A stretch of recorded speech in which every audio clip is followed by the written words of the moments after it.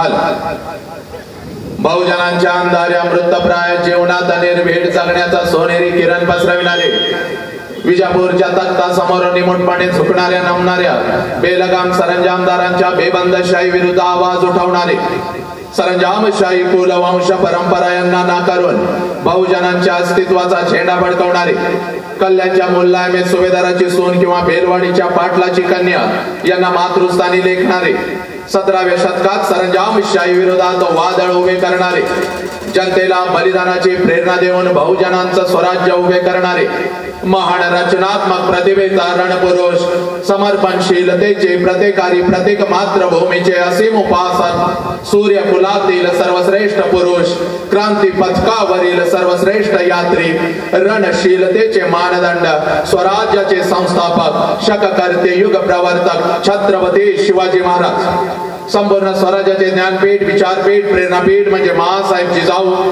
स्वराज्याचे स्वप्न पाहून ते छत्रपती शिवाजी महाराजांच्या मनावरती कोरणारे आमचे आबासाहेब म्हणजे शहाजीराजे भोसले बुद्धिमान पराक्रमी अभ्यासू जिज्ञासू चारित्र्य संपन्न आणि छत्रपती शिवाजी महाराज यांनी तयार केलेले शिवराज्य शिवनीती आणि शिवधर्माच्या रक्षणासाठी अखेरपर्यंत लढणारे आमचे शंभूराजे शिक्षणाचे ज्ञानगंगा जनसामान्यांच्या घरापर्यंत गोरगरिबांच्या हृदयापर्यंत पोहोचवणारे आमचे महात्मा ज्योतिराव फुले क्रांती ज्योती सावित्री आई कमवा आणि शिका हा महामंत्र मुलांच्या मनामध्ये रुजवून त्यांच्यातला माणूस जागे करणारे आमचे कर्मवीर भाऊराव पाटील मौमेणा होणे आम्ही विष्णुदास मौमेणा होणे आम्ही विष्णुदास कठीण वज्रास भेदवायचे भले तर देव कासेची लंगोटी नाटाळाचे माती हनुकाठी हा क्रांतिकारक विचार संपूर्ण विश्वाला देणारे जगद्गुरु संत तुकोबाराया हातामध्ये झाडू घेऊन स्वच्छतेचा महामंत्र देत माणसांचे अंतर्मने स्वच्छ करणारे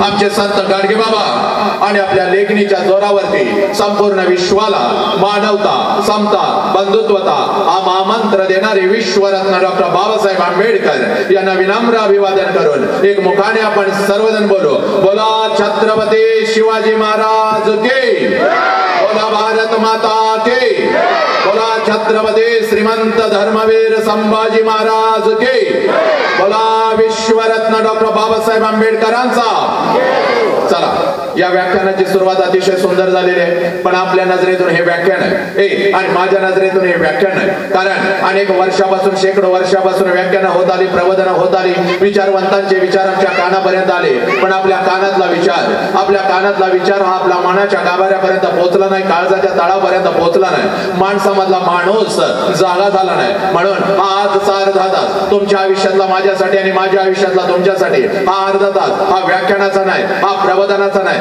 तर व्याख्यान आणि प्रबोधन याच्या पुढचं एक पाऊल असतं ज्याला परिवर्तन म्हणतात ज्याला बदल म्हणतात कोलाहलात साऱ्या माणूस शोधतो मी गर्दीत माणसांच्या माणूस शोधतो मी प्रचंड गर्दी झाली पण या गर्दीमध्ये लक्षात घ्या या गर्दीमध्ये बोटावर मोजणे इतपतच माणसाच जिवंत आहेत म्हणून आज आलोय हा अर्धा तास आहे ना तुमच्या आमच्या मधला माणूस जागा झाला पाहिजे आणि म्हणूनच हा अर्धा तास आहे तो परिवर्तनाचा आहे आणि या परिवर्तनाच्या सुरुवातीला अगोदर कृतज्ञता काय असते याची जाणीव मी तुम्हाला करून देतो ज्या वेळेला कृतज्ञता आम्हाला कळेल त्यावेळेला खऱ्या अर्थाने आमच्या मधला माणूस जागा होईल कृतज्ञतेचा अर्थ असा आहे की ज्या ज्या लोकांनी आमच्यासाठी काहीतरी केलं त्या लोकांच्यासाठी आम्ही काय केलं ज्या आईने मला जन्म दिला त्या आईसाठी मी काय केलं ज्या बापाने मला जन्म दिला त्या बापासाठी मी काय केलं ज्या मातीमध्ये मी वाढलो ज्या मातीमध्ये मी घडलो ज्या मातीने मला उभं केलं ज्या मातीने माझ्या पंखामध्ये बळ भरलं त्या मातीसाठी मी काय केलं ज्या शिवधर्माचं नाव सर्वप्रथम मी माझ्या मुखावरती घेतो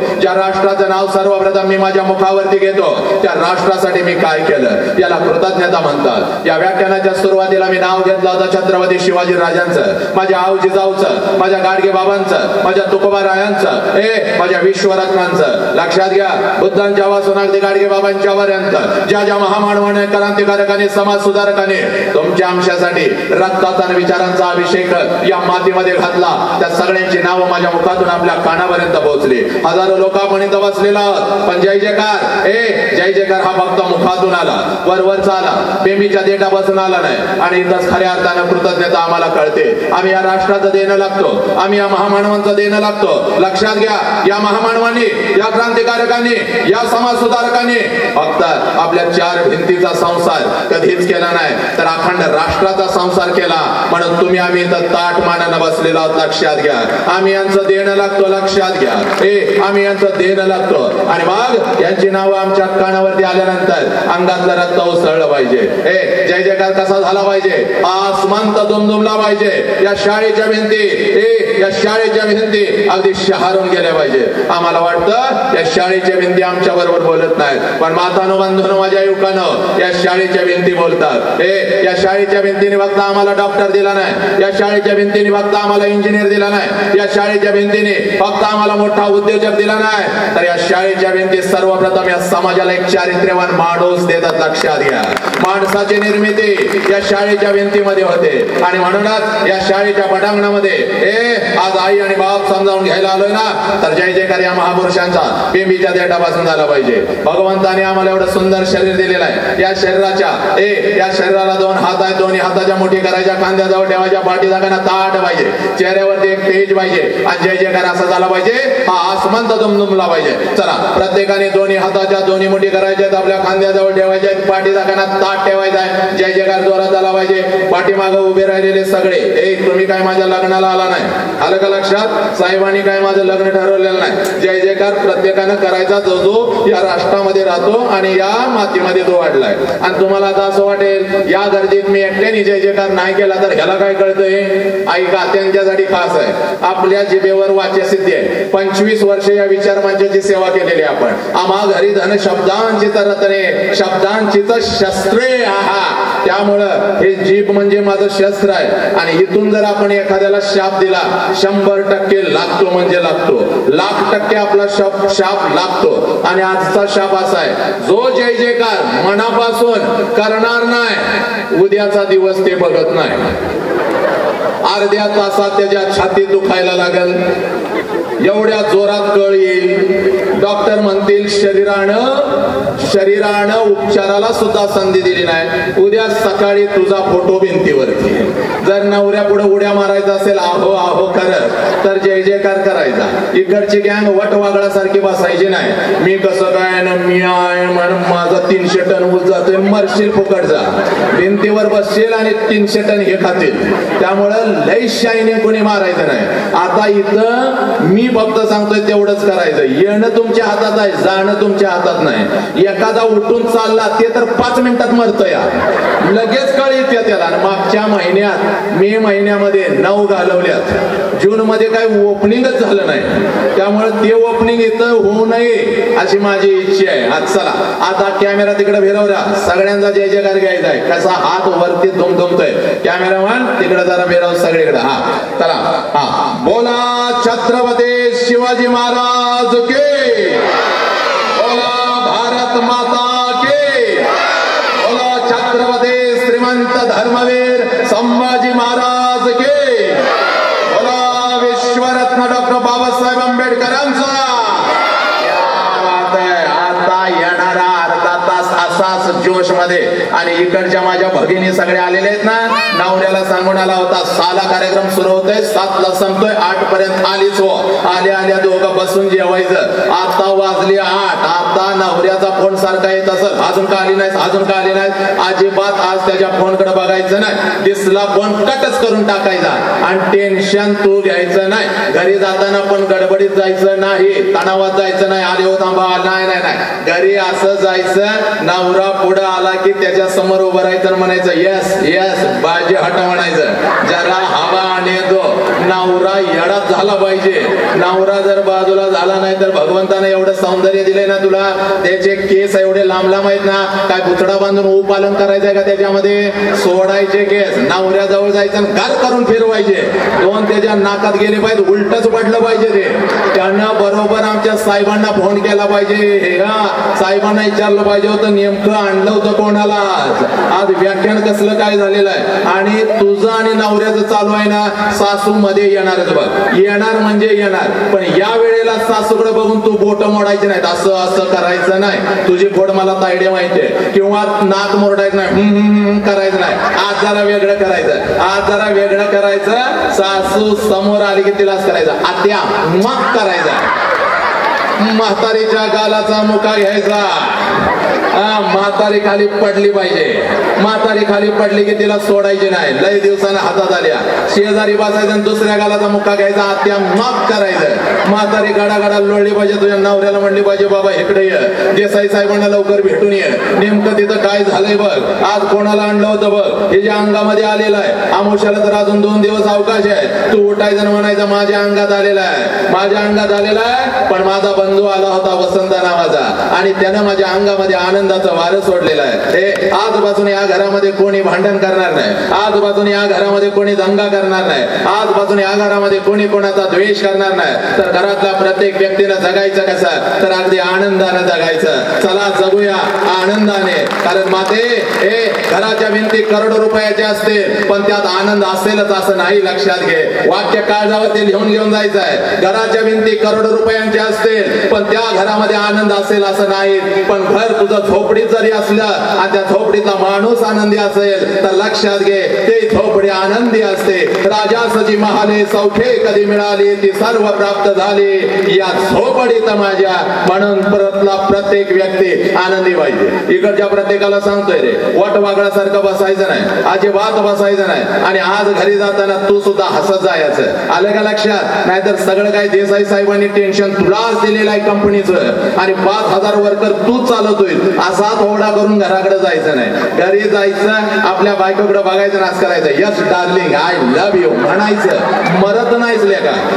एवढा 150 टनाचा मोदळा झालायस ना, तिच्यामुळे झालायस, लक्षात घे. 3 टाइम खायला घालते ना उराव बसून, म्हणून तुझं थेर चालले. त्यामुळे घराकडे जायचं, बायकोकडे बघायचं ना आज हसायचं. सगळ्या तालुकाभर हसत फिरता का हो. आणि घर गेले की आता वटवाकडे बायको सांगून ठेवत्या पोरांना, त्याची याची येळ झाल्या, जेवण अभ्यासाला बसा, बाहेरचा राग सगळा आपल्यावर काढतंय. अजिबात तसं करायचं नाही. आज घरी जायचं, घर आनंदी करायचं आहे ना, घर आनंदी करायचं आहे ना, तर जायचं. आपल्या घराच्या उंबऱ्यामध्ये पाऊल टाकला की चेहऱ्यावर एक हास्य पाहिजे. आपल्या बायकोकडे बघून हसायचं, आपल्या आईच्या अगोदर पाया पडायचं, आपल्या लेकरांना अगोदर मिठीमध्ये घ्यायचं. आणि म्हणून सांगतोय आजचा हा दिवस परिवर्तनाचा आहे. आता मी सांगितलंय म्हणून लगेच प्रयोग करायचा नाही, अंदाज घ्यायचा. तुमचं इंजन तुम्हाला माहितीये कसं आहे, किती पॉवरचं आहे, किती व्होल्टचं आहे, डिझेलवर चालतंय, पेट्रोलवर चालतंय का तसंच वडत आणलंय आतापर्यंत. मी आपला उपाय सांगायला लागलोय, कारण संभाव्य धोके मला माहितीये. रत्नागिरीच्या कार्यक्रमात असंच बोललो, बायकोकडे बघून हसायचं आणि एक पुढं बसलं होतं. साहेब लय पेटलं, एवढं पेटलं, घराकडे गेलं, नेमकं बायको उमऱ्यावर उभी होती. त्याला आठवलं, हंकारे सरांनी सांगितलं बायकोकडे बघून हसायचं, आणि हसलं. जसं हसलं तिनं धरला, खाली पाडला, उरावर बसली. 150 टनाचा मोदळा, ते होतं 40 किलोचं. त्यानं नुसतं उप करून जीभ बाहेर काढली. तिनं ती जीभ धरली आणि दुसऱ्या हातानं ठोसा घालत म्हणली, नालायका वटवागळा, 18 वर्ष लग्नाला झाली, एकदा पण माझ्याकडे बघून हसला नाही. आणि मगाशी माझ्या आईला अटॅक आलाय, हसत आलाय सूर्य घरला म्हणले. त्यामुळं अंदाज अगोदर घ्यायचा आणि मग हसायचं, आलं का लक्षात. आणि आता बघा सगळ्यांचे चेहरे, पुरुषांच्या सहित सगळ्यांचे चेहरे बघा. कॅमेरा एकदा तिकडे फिरव रे बाबा. हे बघ आता कसं सौंदर्य आलं चेहऱ्यावर. एवढी वर्ष 150 टन फेरंडवली थापली, काही उपयोग झाला नाही. पण आता मात्र चेहऱ्यावर आनंद आला, कारण इथून हसता, इथून, लक्षात घे. आणि म्हणून तो आनंद, हे बघ तो आनंद तुझ्या काळजामध्ये पेरण्यासाठी लक्षात घे. मी इथं आलो, वसंत अंकारी आला आणि फक्त मनोरंजन करून गेलं असं होता का म्हणे. वसंत अंकारी आला आणि फक्त मनोरंजन करून गेला असं होता का म्हणे. बघ आज तुझ्या अंतरंगामध्ये थोडीशी आग पेरतो. बघ हे बघ वसंत अंकारी आला, परिवर्तनाचं एक बीज पेरून गेला. कारण लक्षात घे, तुला आई कळाली पाहिजे, तुला बाप कळाला पाहिजे, तुला राष्ट्र कळालं पाहिजे, तुला तुझं आयुष्य कळालं पाहिजे. 21व्या शतकामध्ये आम्ही जग सगळं मुठीमध्ये घेतलं. 21व्या शतकामध्ये आम्ही जग सगळं मुठीमध्ये घेतलं. हे आमचा तिरंगा चंद्रावरती फडकला. पण आज सुद्धा आमचा आई बाप वृद्धाश्रमामध्ये सडू लागला. लाखो डॉक्टर्स या देशाला आम्ही दिले, लाखो इंजिनियर्स या देशाला दिले, अनेक IAS आम्ही या देशाला दिले, प्रचंड संपत्ती शिक्षणातून तयार केली. पण हे संस्कारांचा ढिगारा मात्र कुठं तर ढासळू लागला. म्हणून पोरा एक काम करायचं. आज तू 10वीला आहेस, तू 12वीला आहेस, तू 8वीला आहेस, तू 9वीला आहेस, तुझं वय 15 आहे, 16 आहे, 17 आहे, 18 आहे, तुझं वय 25 आहे. आज बघ या विचार मंचावरून मी तुला सांगतोय बघ, पळत पळत जायचं बघ आणि आईला फक्त पहिला प्रश्न करायचा. पोरा आईला फक्त पहिला प्रश्न करायचा, जो प्रश्न तू तुझ्या आईला कधीच विचारला नाहीस. कधीच विचारला नाहीस. इयत्ता पहिलीपासून पोरा पदवीपर्यंत तू शिक्षण घेतलास. पण तुझ्या आईला हा प्रश्न तू कधीच विचारला नाहीस. पुस्तकाच्या पानावरती हा प्रश्न तुला कधीच सापडला नाही. पोरा म्हणून पळत पळत जायचं बघ, आईच्या नजरेमध्ये नजर घालायची आणि आईला हा पहिला प्रश्न विचारायचा. या आई 9 महिने 9 दिवस आई तू मला तुझ्या उदरामध्ये ठेवलंस. आई 9 महिने 9 दिवस आई तू मला तुझ्या उदरामध्ये ठेवलंस. आणि ज्या वेळेला आई तू मला जन्म देत होतीस त्यावेळेला आई तुला किती वेदना होत होत्या, तुला किती वेदना होत होत्या. आज पळत जायचं त्या माऊलीच्या डोळ्यामध्ये डोळे घालायचे आणि त्या माऊलीला हा प्रश्न विचारायचा. पुरा टच करून तिच्या डोळ्यामध्ये पाणी येईल, तिच्या मुखातले सगळे शब्द विरून जातील. कारण तुला सांगतो बघ अध्यात्म याचं. 9 महिने 9 दिवस ती माऊली तुला उदरामध्ये ठेवते. ज्या वेळेला ती तुला जन्म देत असते पोरा, त्यावेळेला या विश्वातल्या कितीतरी आयांनी आपला शेवटचा श्वास घेतलाय. पोरा शेवटचा श्वास घेतलाय. एवढ्या आनंद आणि मरण यातना त्या आईला होत असतात. पोरा तुला जन्म देताना एकीकडे ती माऊली तुला जन्म देत असते आणि दुसरीकडे तिचा शेवटचा श्वास या ब्रह्मांडामध्ये विलीन होत असतो. पोरा या ब्रह्मांडामध्ये विलीन होत असतो. एवढ्या आनंद आणि मरण यातना त्या माऊलीला तुला जन्म देत असताना होत असतात. पोरानो आईची ही वेदना आम्हाला कधीच कळाली नाही. अनेक अवघड गणित आम्ही फळ्यावरती सोडवली. पोरा अनेक अवघड गणित या फळ्यावरती सोडवली, पण आईच्या या वेदनेचं गणित मात्र आम्हाला कधीच कळालं नाही. पोरा आईच्या या वेदनेचं गणित आम्हाला कळालं नाही. आम्ही डॉक्टर झालो, इंजिनियर झालो, वकील झालो, उद्योजक झालो, आमचा तिरंगा चंद्रावरती फडकला. म्हणजे आई बापानं अनंत आणि मरण यातना सहन केल्या. तो आई बाप आज ही रस्त्यावरती फिरू लागला. तो आई बाप आज ही वृद्धाश्रमामध्ये सडू लागला. हे सत्य आहे, हे वास्तव आहे. या शाळेच्या भिंतीतून माणूस घडला का? पोटाला आलेलं पोर माणूस म्हणून घडलं का? म्हणून तुला सांगतोय बघ पोरा, तुला एक अध्यात्म सांगतो बघ नालायकानं, हे आम्हाला कधीच कळालं नाही. ज्या क्षणाला पोरा तुझा जन्म झाला, ज्या क्षणाला तुझा जन्म झाला पोरा, ज्या क्षणाला पोरा तुझा जन्म झाला, त्या क्षणाला तुझ्या या गालाला जर पहिला स्पर्श कोणी केला असेल आणि तुझ्या गालाचा जर पहिला मुका कोणी घेतला असेल तर त्या माऊलीचं नाव आहे पोरा. त्या माऊलीचं नाव आहे पोरा. बाप तुझा जन्म झाल्या तुला जर हातामध्ये कोणी घेतला असेल आणि आनंदाचा पहिला अश्रू जर तुझ्या गालावर कोणाचा पडला असेल तर त्या देव माणसाचं नाव बाप आहे पोरा. त्या देव माणसाचं नाव बाप आहे. पोरानो सगळं जग आम्ही मुठीमध्ये घेतलं, पण ज्या आई बापानं आम्हाला हे जग दाखवलं तो आई बाप मात्र आम्ही कुठं तर विसरत चाललो. तो आई बाप मात्र आम्ही कुठं तर विसरत चाललो. आणि म्हणून तुमच्या काळजावरती बाप पेरायला आलोय, तुमच्या काळजावरती आई पेरायला आलोय. बाप एक ठिणगी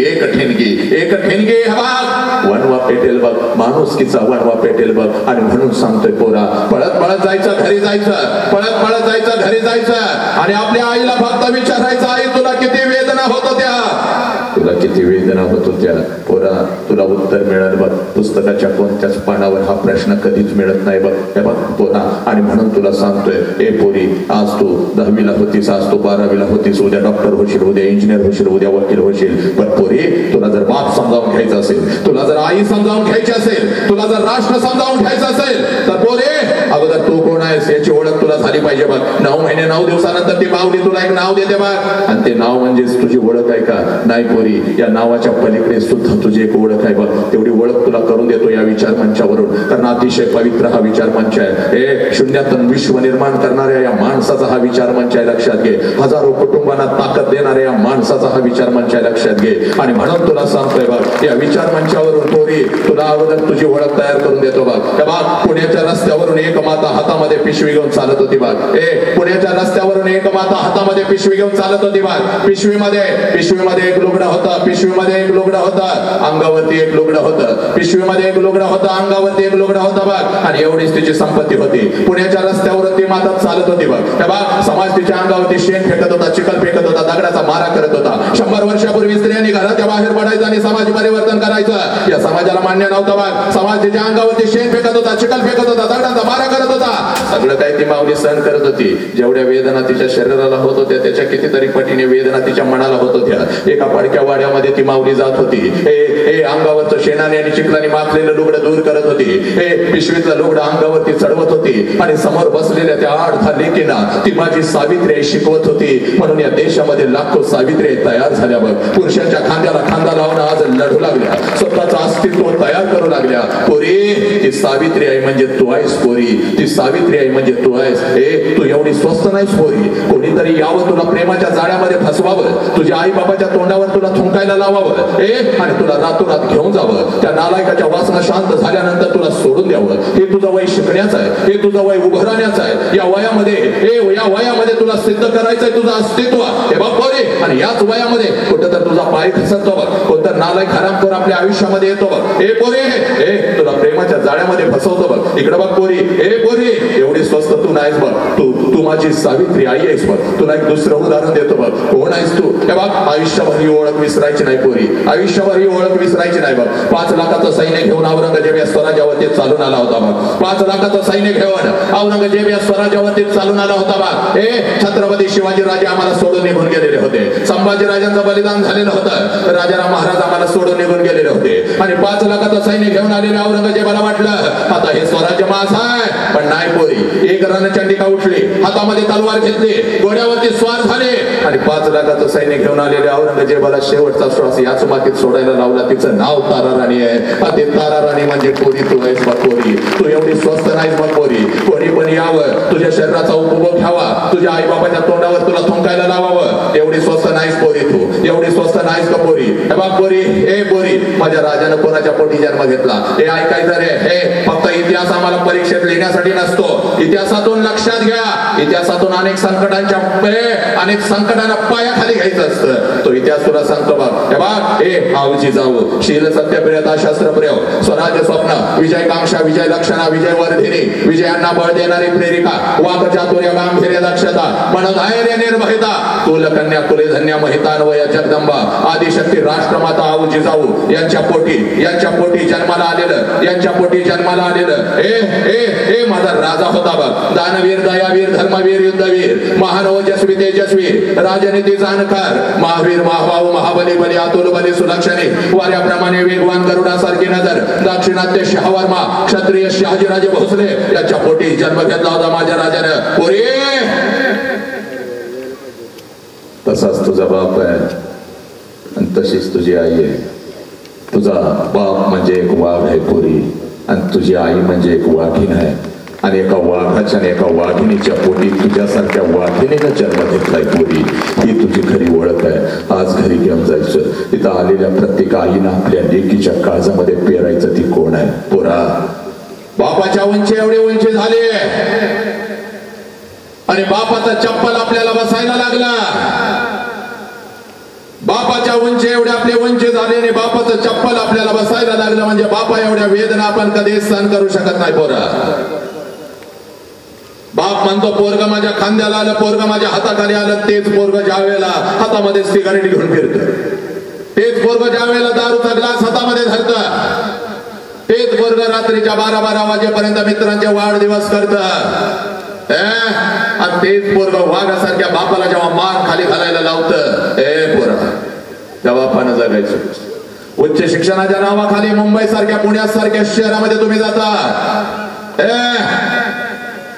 आणि तुमच्या हातामध्ये दारूचा ग्लास येतो पोरा.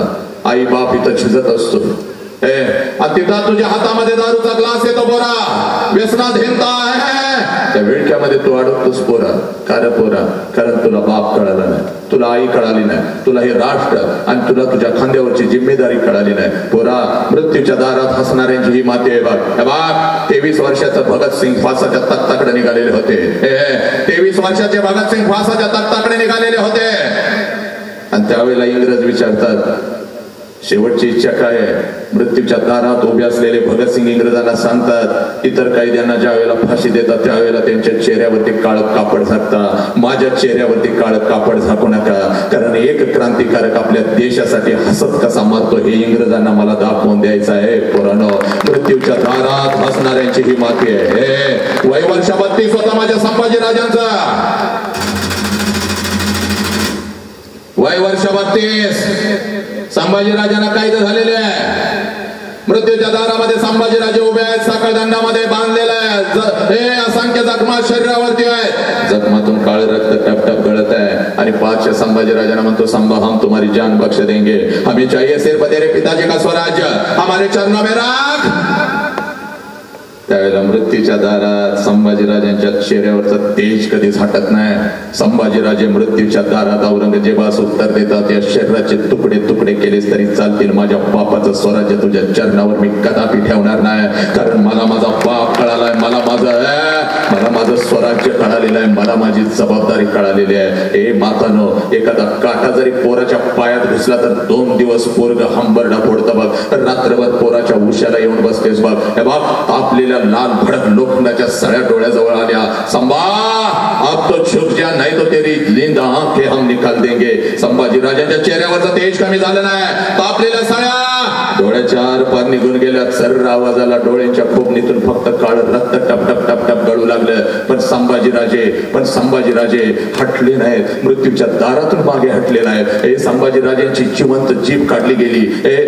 जिवंत कातडी सोडली, नख काढली, देहाचे तुकडे करून भीमेच्या काठी विखुरले गेले. पण संभाजी राजा कदापि चुकला नाही. कारण संभाजी राजांना मृत्यूच्या दारात ही डोळ्यासमोर दिसत होता त्यांचा बाप, त्यांचं स्वराज्य, त्यांच्या खांद्यावरची जिम्मेदारी. पोरानो व्यसन करण्यासाठी हे आयुष्य आहे का? अरे नालायकानो, बाप म्हणतो पोरगा माझ्या हाताखाली आलं, त्याच बापाला तुम्ही मान खाली घालायला लावता. सोन्यासारखं आयुष्य उद्ध्वस्त करता. आत्महत्या करण्यासारखं हे एवढं सुंदर आयुष्य आहे का? आयुष्य संपवून टाकता. आई काय बोलली, बाप काय बोलला, आई काय बोलली, बाप काय बोलला, लगेच गेला, आत्महत्या केली. अरे तू गेलास, पण तुझ्या शरीराला अग्नी देताना त्या बापानं आता जगायचं कसं पोरा?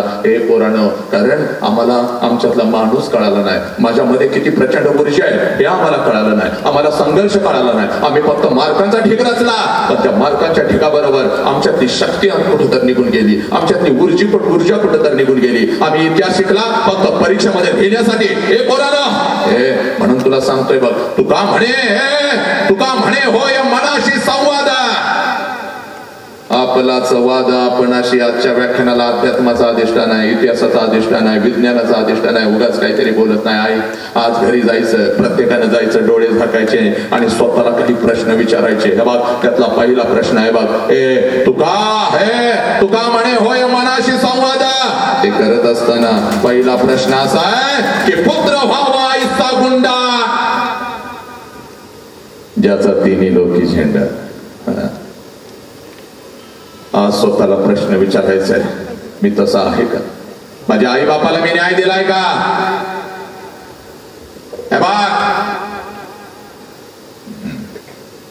पिढ्यानपिढ्या आम्हाला स्वराज्य नव्हता, पिढ्यानपिढ्या आम्हाला राजा नव्हता. ऐकायचं, अर्धा तास द्यायचा आयुष्यातला. अनेक ठिकाणी अर्धा तास दिलात ना आयुष्यभर मनोरंजनासाठी, जीव गेला तरी उठायचं नाही. आता इथंच बसायचं अर्धा तास. अर्ध्या तासामध्ये परिवर्तन झालं पाहिजे. कोणाला जायची घाई असेल, कुठं दूर घर असेल, घरापर्यंत पोहोचवण्याची व्यवस्था केली जाईल. पण ज्या बापानं आणि ज्या आईनं आयुष्य दिलंय ना नालायकानं, अर्धा पाऊण तास द्यायचा आपल्या आई बापासाठी ना आई बाप घेऊन जायचा. आज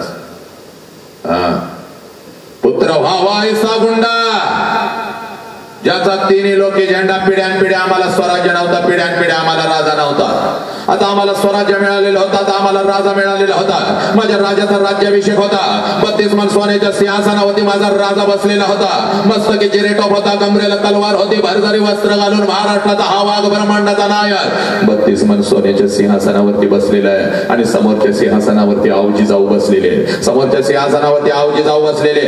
आवजी जाऊ आपल्या राजाकडे पाहत आहे. आवजी जाऊचा ऊर भरून आला, डोळ्यामध्ये अश्रू दाटले. याच लेकराला मी जन्म दिला, याच लेकराला मी जन्म दिला. आणि हेच लेकरो आज स्वतःच्या कर्तृत्वावरती 32 मन सोन्याच्या सिंहासनावरती आरूढ झालेला आहे. एक आई म्हणून मोत्यासारखे अश्रू टाप टाप टाप टाप टाप टाप सिंहासनावरती कोसळू लागले.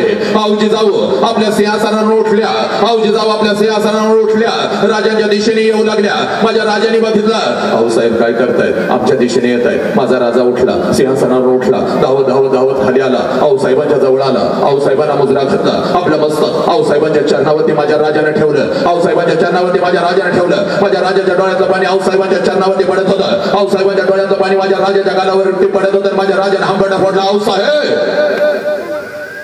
आऊसाहेब आपण काही नाही केलं. आऊसाहेब आम्हाला जन्म, आम्हाला जर आपण हुकूम दिला असता तर आऊसाहेब आम्ही आपल्यापर्यंत आलो असतो. आऊसाहेब आपण काही न केलं. त्यावेळेला माझे आऊसाहेब राजांना जवळ घेतलं. ते राजा आज आपण राजा झाला. एक आई म्हणून डोळे भरून आलेत राजा, एक आई म्हणून डोळे भरून आले. राजा एक मागणं होतं राजा, या मंगल समय एक मागणं होतं, मागू का? माझ्या राजाने पुन्हा हंबरडा फोडला. आऊसाहेब काय बोलतोय? 9 महिने 9 दिवस आपण आम्हाला उदरात ठेवलं नसतं, आम्हाला जन्म दिला नसता तर हा छत्रपती शिवाजी राजा कधीच 32 मन सोन्याच्या सिंहासनावरती बसला नसता. आऊसाहेब फक्त हुकुम करा. आऊसाहेब काय मागणं आहे? आऊसाहेब फक्त हुकुम करा. आऊसाहेब काय मागणं आहे? त्यावेळेला माझी आऊसाहेब राजांना जवळ घेते, राजाच्या गालावरून हात फिरवते आणि माझी आऊसाहेब राजांना म्हणते, राजा राजा एकच मागणं आहे, राजा एकच मागणं आहे.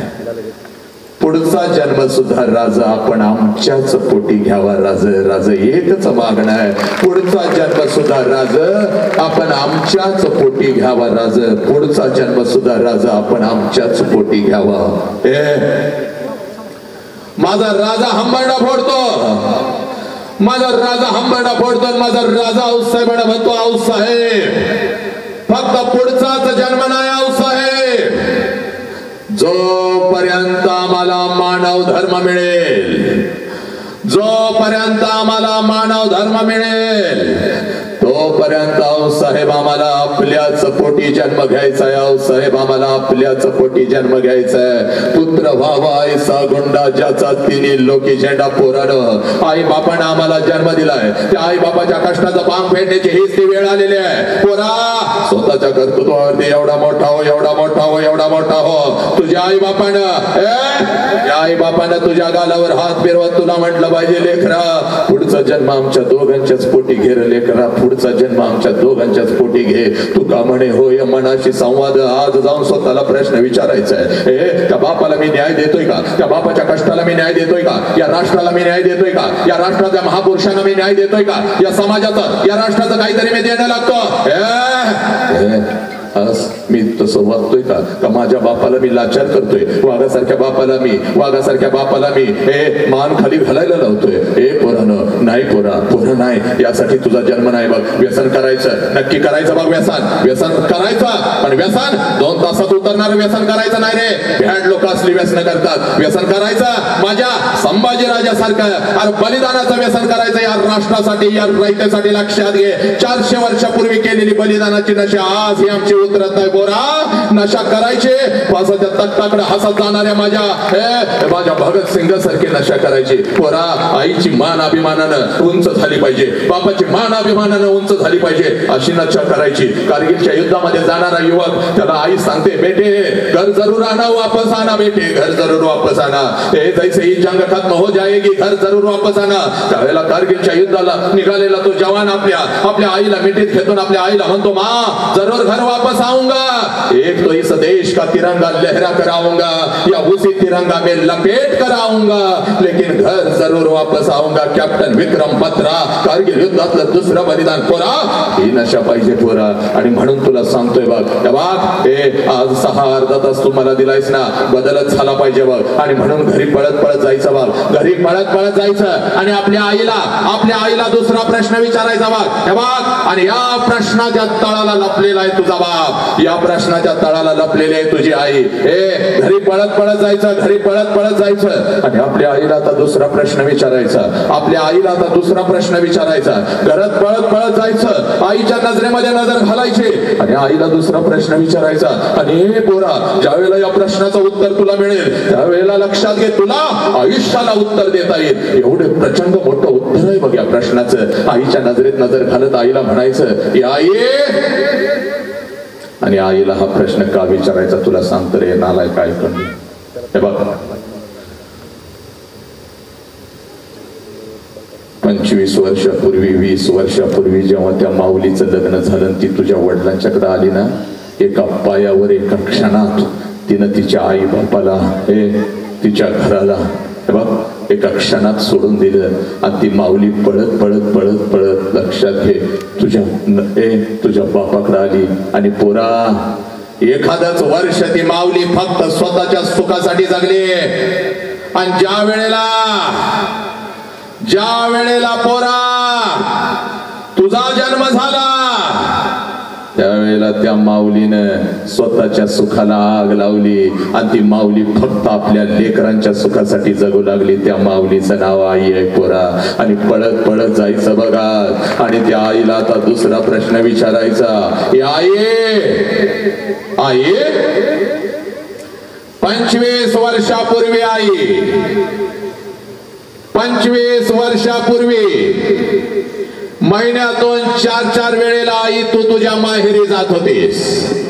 आई 25 वर्षापूर्वी महिन्यातून 4-4 वेळेला तू तुझ्या माहेरी जात होतीस, तुझ्या आईला भेटायला, तुझ्या वडिलांना भेटायला, तुझ्या भावाला भेटायला. आई 25 वर्षापूर्वी महिन्यातून 4-4 वेळेला तू तुझ्या माहेरी जात होतीस. आई, माझं वय 1 वर्षाचं होतं, मला सुद्धा अंगा खांद्यावरती खेळवत, मला सुद्धा घेऊन जात होतेस माझ्या आजीला भेटवण्यासाठी, माझ्या आजोबांना भेटवण्यासाठी, माझं आजोळचं घर मला दाखवण्यासाठी. आई, मला सुद्धा घेऊन जात होतीस. या आई, पण आता 25 वर्ष उलटून गेली. आई आता 25 वर्ष उलटून गेली, 25 वर्ष आता उलटून गेली आणि तू आता वर्षातून एकदा सुद्धा तुझ्या माहेरी जात नाहीस ग आई. का ग आई, का वर्षातून एकदा सुद्धा तुझ्या माहेरी जात नाहीस ग आई, का ग आई, का?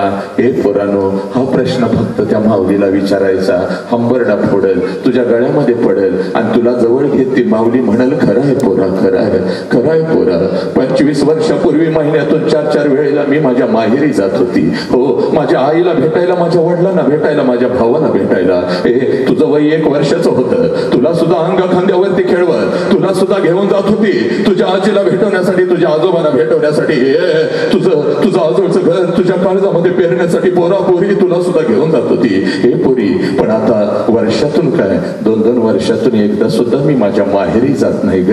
कारण जेव्हा माझं लग्न झालं, माझं लग्न झालं, तुझ्या बापाची परिस्थिती एवढी चांगली नव्हती बघ. भाड्याच्या घरामध्ये आपण राहत होतो बघ. आई बापाची मला आठवण आली की तुझ्या वडिलांकडून थोडस पैसे घेत होती, हातामध्ये 2 पिशव्या घेत होती, एसटी मध्ये बसत होती, एसटी माझ्या माहेरी येत होती, एसटीतून मी खाली उतरत होते आणि घराच्या दिशेने मी धावत होती. कधी एकदाची माझी आई माझ्या समोर येते आणि आईच्या गळ्यामध्ये मी पडते. कधी एकदाचा बाप माझ्या समोर येतो, बापाच्या गळ्यामध्ये मी पडते. कधी एकदाचा तो भाऊ माझ्या समोर येतो, त्या भावाच्या गालावरून कधी एकदाची मी हात फिरवते आणि 100ची नोट काढून कधी एकदा माझ्या भावाला देते. हे पुरी घराच्या दिशेनं मी धावायची बघ. त्या भाग एसटी माझ्या माहेर यायची, एसटीतून खाली उतरायची, घराच्या दिशेनं मी धावायची आणि नजरेच्या टप्प्यामध्ये माझं घर यायचं, नजरेच्या टप्प्यामध्ये माझं घर यायचं. हरणासारखी मी पावलं उचलायची, हरणासारखी मी पावलं उचलायची. हे पोरी, नजरेच्या टप्प्यामध्ये माझं घर यायचं, घराच्या समोरचं ते अंगण मला दिसायचं आणि त्या अंगणामध्ये सगळ्यात अगोदर मला माझ्या बापाचं चप्पल दिसायचं. पोरी, त्या अंगणामध्ये सगळ्यात अगोदर मला माझ्या बापाचं चप्पल दिसायचं आणि अंगणात बापाचं चप्पल दिसलं की मला लांबूनच कळायचं माझा आबा घरामध्ये आहे, माझा बाप घरामध्ये आहे. कारण माझं लहानपण तसंच गेलं ग पोरी. तिने सांजला जेव्हा शाळेतून मी परत येत होती, अंगणात बापाचं चप्पल दिसलं की अंगणातूनच घरात पळत पळत प्रवेश करत होती. आबा आबा, उद्या तो मला शाळेत बोलवलंय. आबा आबा, मला उद्या हे पाहिजे. आबा, मला उद्या ते पाहिजे. माझा बाप मला जवळ घ्यायचा. पोरी, येतो की उद्या तुझ्या शाळेत. देतो तुला काय हवं ते. मेलोय का काय ग मी अजून? अगं, सकाळी शाळेला गेले, जाताना एवढा डबा घेऊन जाते. भूक लागली असं, खाऊन घे काहीतरी. माझा आबा स्वतःच्या हातानं मला घास भरवायचा. पोरी, लग्न झालं, सासरी आले. सासरवून जेव्हा जेव्हा माझ्या माहेरची आठवण यायची, 2 पिशव्या हातामध्ये एसटी मध्ये बसायची. एसटी माझ्या माहेरी यायची, एसटीतून खाली उतरायचे. धावत धावत धावत धावत धावत धावत घराच्या दिशेने मी धावायची. बघ, नजरेच्या टप्प्यात घर यायचं, घराच्या अगोदरचं ते अंगण आणि त्या अंगणामध्ये मला माझ्या बापाचं चप्पल दिसायचं आणि मला लांबूनच कळायचं माझा बाप घरामध्ये आहे, माझा आबा घरामध्ये आहे. आणि मग अंगणातूनच मी माझ्या बापाला हाक द्यायची, आबा आबा. आणि आबा ही हाक माझ्या बापाच्या कानावरती पडतात. जेवणाच्या ताटावरचा माझा बाप उठून पळत पळत बाहेर यायचा, माझ्या हातातल्या पिशव्या घ्यायचा आणि अंगणातूनच माझ्या कानात मला हळूच विचारायचा, पोरी, पोरी, सासरी सगळं ठीक तर आहे ना ग पोरी? सासरी सगळं ठीक तर आहे ना ग? आबाच्या गळ्यात पडत मी माझ्या आबाला म्हणायची, आबा, सगळं काही चांगलं आहे आबा. तुमची आठवण आली म्हणून आले आबा, तुमची आठवण आली म्हणून आले. माझ्या हातातल्या पिशव्या घेत माझा बाप अंगणातूनच माझ्या आईला हाक द्यायचा. अगं, ऐकलंस का ग? पोर आले की का आपली? जेवणाच्या ताटावरची माझी आई, जेवणाच्या ताटावरची माझी आई उठून पळत पळत बाहेर यायची. आईच्या हातामध्ये एक पाण्याचा तांब्या, दुसऱ्या हातामध्ये भाकरीचा तुकडा. पळत पळत माझ्या जवळ यायची, तांब्यामध्ये भाकरीचा तुकडा बुडवायची, माझ्यावरून ओवाळायची, तुकडा इकडं इकडं टाकून द्यायची आणि मला म्हणायची, पोरी, थोडं गाल पुढं कर की ग, थोडं गाल पुढं कर.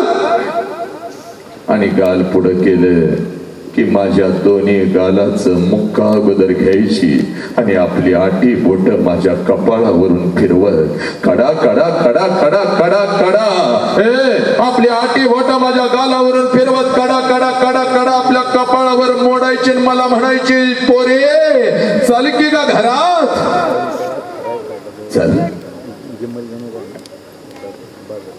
पोरे, 25 वर्ष उलटून गेली बघा. आणि 25 वर्षानंतर जेव्हा मी आता माझ्या माहेरी जाते ना ग पोरी, पोरी, 25 वर्षानंतर जेव्हा मी आता माझ्या माहेरी जाते ना ग पोरी, घर तेच आहे, अंगण ही तेच आहे. पोरी, 25 वर्षानंतर जेव्हा मी आता माझ्या माहेरी जाते ना ग पोरी, घर तेच आहे, अंगण ही तेच आहे. पण त्या अंगणामध्ये आता मला माझ्या बापाचं चप्पल दिसत नाही पोरी. त्या अंगणामध्ये आता मला माझ्या बापाचं चप्पल दिसत नाही. अंगणातून जरी मी हाक दिली, आबा, जेवणाच्या ताटावरचा माझा बाप आता उठून बाहेर येत नाही, माझ्या हातातल्या पिशव्या घेत नाही. तरी माझ्या आईला आता कानात माझ्या आईला आता अंगणातून जोरात हाक देत नाही. अगं ऐकलंस का ग, पोर आली की आपली. जेवणाच्या ताटावरची माझी आई आता उठून बाहेर येत नाही. आईच्या हातातला तो पाण्याचा तांब्या आता मला दिसत नाही. आणि आईची आठी बोट आता माझ्या गालावरून फिरत नाहीत पोरी. आईची आठी बोट आता माझ्या गालावरून फिरत नाही. आला श्वास गेला श्वास जीवा तुझर तंतर. आला श्वास गेला श्वास जीवा तुझर तंतर. जगन मरण एका श्वासाचं अंतर. पुरानो आज जो हा सोहळा आहे ना पुरानो, हा तुमचा सत्कार करण्याचा हा जो सोहळा आहे ना, नेचर उद्योग समूह, हा आमच्या देसाई साहेबांनी ठेवलाय ना पुरा. आज ह्या विचार मंचावरून तुला एक सांगतो बघ, जोपर्यंत साला आई बापाचा श्वास सुरू आहे तोपर्यंत आई बापाच्या प्रत्येक श्वासावर प्रेम करा. आई बापाच्या प्रत्येक श्वासाला जीव लावा. एकदा का आई बापाचा श्वास निघून गेला की भिंतीवरचा बाप खाली येऊन पोरा तुला कधीच मिठीत घेत नाही. आणि भिंतीवरची आई येऊन माझ्या लेकरा जेवलास का रे तुला कधीच विचारत नाही बघ. म्हणून आज तुला सांगतोय बघ, आणि त्यासाठी ही शाळेची जी इमारत उभी केली ना रे पोरा, साहेबांनी केली ना, तर ऐक, इथून फक्त आम्हाला डॉक्टर नको, इथून फक्त आम्हाला इंजिनियर नको, इथून फक्त आम्हाला वकील नको, तर इथून एक चारित्र्यवान माणूस सुद्धा बाहेर निघाला पाहिजे बघ. सुद्धा नाही, चारित्र्यवान माणूसच बाहेर निघाला पाहिजे. म्हणून तुला सांगतोय पोरा, उद्या डॉक्टर होशील, उद्या इंजिनियर होशील, उद्या वकील होशील, उद्या लाखो आणि करोडो रुपये कमावशील. आणि ते लाखो आणि करोडो रुपये त्या तिरुपतीच्या चरणाव जरी ओतलेस, आणि ते लाखो आणि करोडो रुपये त्या शिर्डी साईबाबाच्या चरणावर जरी ओतलेस, तरी तो तिरुपती आणि तो शिर्डीचा साईबाबा तुझा केलेला पाप तुला परत नाही आणून देऊ शकणार पोरा. म्हणून तुला आज या विचार मंचावरून सांगतोय, तुझ्या आयुष्यामध्ये तुझा एकच देव आहे पोरा, ज्या देवाचं नाव बाप आहे पोरा. आणि तुझ्या आयुष्यामध्ये तुझी एकच देवी आहे, ज्या देवीचं नाव आई आहे पोरा, ज्या देवीचं नाव आई आहे. पण लेकरांनो, हा बाप आणि ही आईच आम्हाला कळाली नाही. आम्ही तिरुपतीला काय जातो, आम्ही शिर्डीला काय जातो, सगळं देवदेव काय करतो पोरा. एक सत्याने तुला वास्तव सांगतो बघ, गाभाऱ्यातला देव तुला कधीच पावणार नाही. पोरा, गाभाऱ्यातला देव तुला कधीच पावणार नाही पोरा. ज्यावेळेला अंगणामध्ये खेळत होतास बघ, एखादी सायकल येते, तुला धडकून निघून जाते, तुझ्या कपाळातून रक्त येतं, तुझ्या पायातून रक्त येतं, त्यावेळेला गाभाऱ्यातला कुठला देव पळत आला नाही. घरातला बाप आणि घरातली आई पहिल्यांदा पळत आली लेकरा, तुला उचलून घेतलं लेकरा. तुझं रक्त असं आहे, हातानं असं हातानं धरलं लेकरा. हे बघ लेकरा, जेव्हा जेव्हा भूक लागली, आई बाप उपाशी राहिला, पण साला तुझ्या पोटामध्ये अन्नाचा कण आणि कण घातला. हे पोरा लक्षात घे. पण या 21व्या शतकामध्ये सगळं देव आम्हाला कळालं, पण घरातला आई बाप आम्हाला कळाला नाही. आणि इथं दाखलाय बघ तुकोबारायांचा, उगाच काही सांगत नाही बघ. हे बघ, हे पोरा, माय बाप केवळ काशी, त्याने न जावे तीर्थाशी. ज्यानं आई बापाची सेवा केली, ज्यानं आपल्या कर्तव्याला न्याय दिला, गाभाऱ्याचा देव सुद्धा उठून त्याच्या पर्यंत आला. हा इतिहास आहे आमचा, लक्षात घे पोरा. कांदा मुळा भाजी अवघी मिठाई माझी जो म्हणाला, त्या साऊथ माड्याला भेटायला माझा विठ्ठल आला बघ. लक्षात घे पोरा, भुके पोटी नाही आणलं. आणि मेल्यावरी पिंडदान. आई बाप जिवंत असताना रे आई बापाच्या गालावर हात ठेवायला आम्हाला वेळ नाही. आई बापाला एखादा घास घालायला आम्हाला वेळ नाही पोरा, नाही वेळ पोरा. हे पोरा,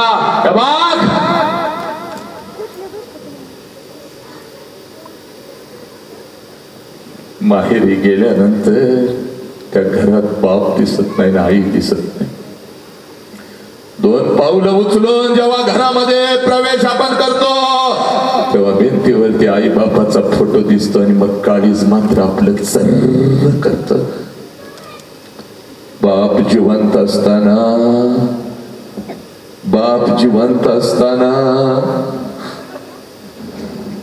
एखादं नवीन चप्पल बापाला घेऊन आले असते तर किती बरं झालं असतं. बाप जिवंत असताना बापाला थोडस गरम पाणी करून आंघोळ घातली असती तर किती बरं झालं असतं. आणि बाप जिवंत असताना एखादा घास या हातानं बापाला भरवला असतं तर किती बरं झालं असतं.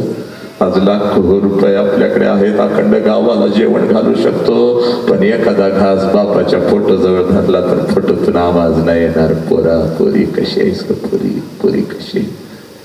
हा, भुके पोटी नाही अण्णाने मेल्यावरी पिंडदान. हा आई बाप समजावून सांगतो. तरी सुद्धा मला कुठल्या तरी एका जातीमध्ये ओवलं जातं. माझ्यावर हल्ला करण्याचा प्रयत्न केला जातो का. मी बाप समजावून सांगतो, मी आई समजावून सांगतो. लेकिन तुमचं कुठलं वैयक्तिक स्वातंत्र्य हिरावून मी घेत नाही. बघ, तुला बाबासाहेबांनी छत्रपतींनी स्वातंत्र्य दिलं. पोरानो, या स्वातंत्र्याचा अर्थ असा नाही तुम्ही व्यसन करून आत्महत्या करून आई बापाची मान सुकवावी. या स्वातंत्र्याचा अर्थ असा नाही की वयाच्या 16व्या 17व्या 18व्या वर्षी आई बापाच्या तोंडावर थंकून तुम्ही निघून जावं. कुठली जात, कुठला धर्म इथं सांगत नाही. मी तर सांगतोय तो तुकोबारायांचा, बाबासाहेबांचा, छत्रपतींचा, बुद्धांचा आणि या भारतातला हे एक माणूस मी सांगतोय. लक्षात घे, माणूस सांगतोय, माणूस. पोरा, एवढंच तेल घ्यायचं बघ या ओंजळीमध्ये. 2 मिनिटात सांगतो, जास्त वेळ घेत नाही बघ तुझा. थांबतो इथं. एवढं खोबरेल तेल घ्यायचं बघ या ओंजळीमध्ये. आणि ऐक आता नीट, नालायकानं. बघ, 3 वेळा अन्न येतं बघ तुझ्या ताटामध्ये, सकाळ आणि दुपार आणि संध्याकाळ. 3 वेळा अन्न येतं. आणि हे 3 वेळा अन्न रोज यावं म्हणून पोरानं पोरीनं तुमचा बाप सकाळी 7 वाजता घर सोडतो आणि रात्रीच्या 10 वाजता घरी परत येतो. पोरानं, कारण 3 वेळचं अन्न माझ्या लेकराच्या ताटात रोज आलंच पाहिजे. हे साधं गणित आहे, कधीच सुटलं नाही आम्हाला. अवघड गणित सोडवून आम्ही लय मिरवलं. साधं गणित आहे. तुझा बाप रोज घराच्या बाहेर जातो. तुझा बाप रोज घराच्या बाहेर जातो. का जातो? पोरगीचं शिक्षण आहे बघ, पोराचं शिक्षण आहे बघ. आणि म्हणून तुला सांगतोय बघ, एवढंच खोबरे तेल घ्यायचं. रात्री ज्या वेळेला बाप झोपलेला असतो, बापाला न विचारता बापाच्या उशाला बसायचं आणि थोडस खोबरेल तेल बापाच्या डोक्यावरती टाकायचं आणि या हातानं फक्त बापाचं डोकं घासायला सुरुवात करायचं. टच्च करून पाणी येईल बघ बापाच्या डोळ्यामध्ये, टच्च करून. झोपलेला बाप उठल, तुझ्या गळ्यात पडल, जगातलं सर्वश्रेष्ठ सौंदर्य तुझ्या बापाच्या चेहऱ्यावरती असेल. बाप समजावून घेताना ती माऊली कुठं तर झोपलेली असते. त्या माऊलीच्या पायाजवळ बसून फक्त या 2 हातानं तिचा पाय जरी हातात धरलास ना, तुझी आई म्हणत, पोरा पान पेटलं पोरा. मेल्यानंतर कळतं आई बापाची किंमत. घरातून आवाज जेव्हा येत नाही ना, अगोदर जेवण करेन मग कुठं जायचं तिकडे जा र असं विचारणारी जेव्हा आई घरात नसते तेव्हा साला आई कळते. आणि संकटात फसल्यावर जेव्हा सगळं जग विरोधात असतं पण पाठीमागून येऊन बाप थाप टाकतो ना, पोरा मी आहे ना तुझ्यासोबत, ही थाप जेव्हा पडत नाही ना तेव्हा साला बाप कळतो. आणि जेव्हा आई बाप जातो तेव्हा हातात मात्र काहीच नसतं, फक्त आठवणी आणि वेदना असतात. म्हणून सांगतोय, घरात आई बाप आहे ना तोपर्यंत जीव लावा. And this is the biggest education in this world. This is the deepest education in this world. हा बाप आणि आई आम्हाला कळले नाही.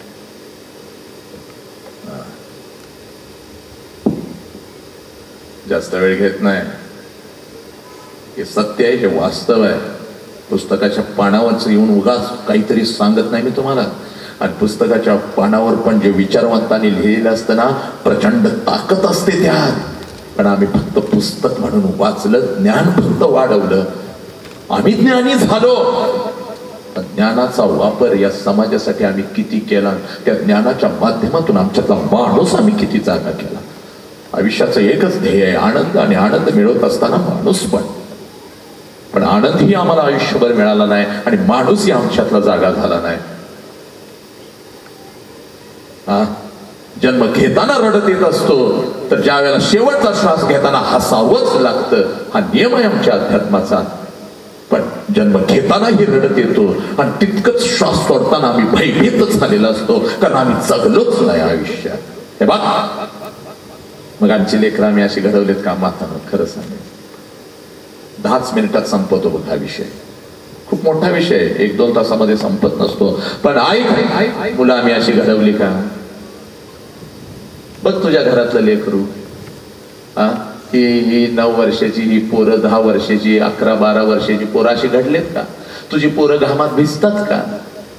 तुझं पोरग शरीरानं मजबूत आहे का? तुझं पोरग संस्कारानं मजबूत आहे का?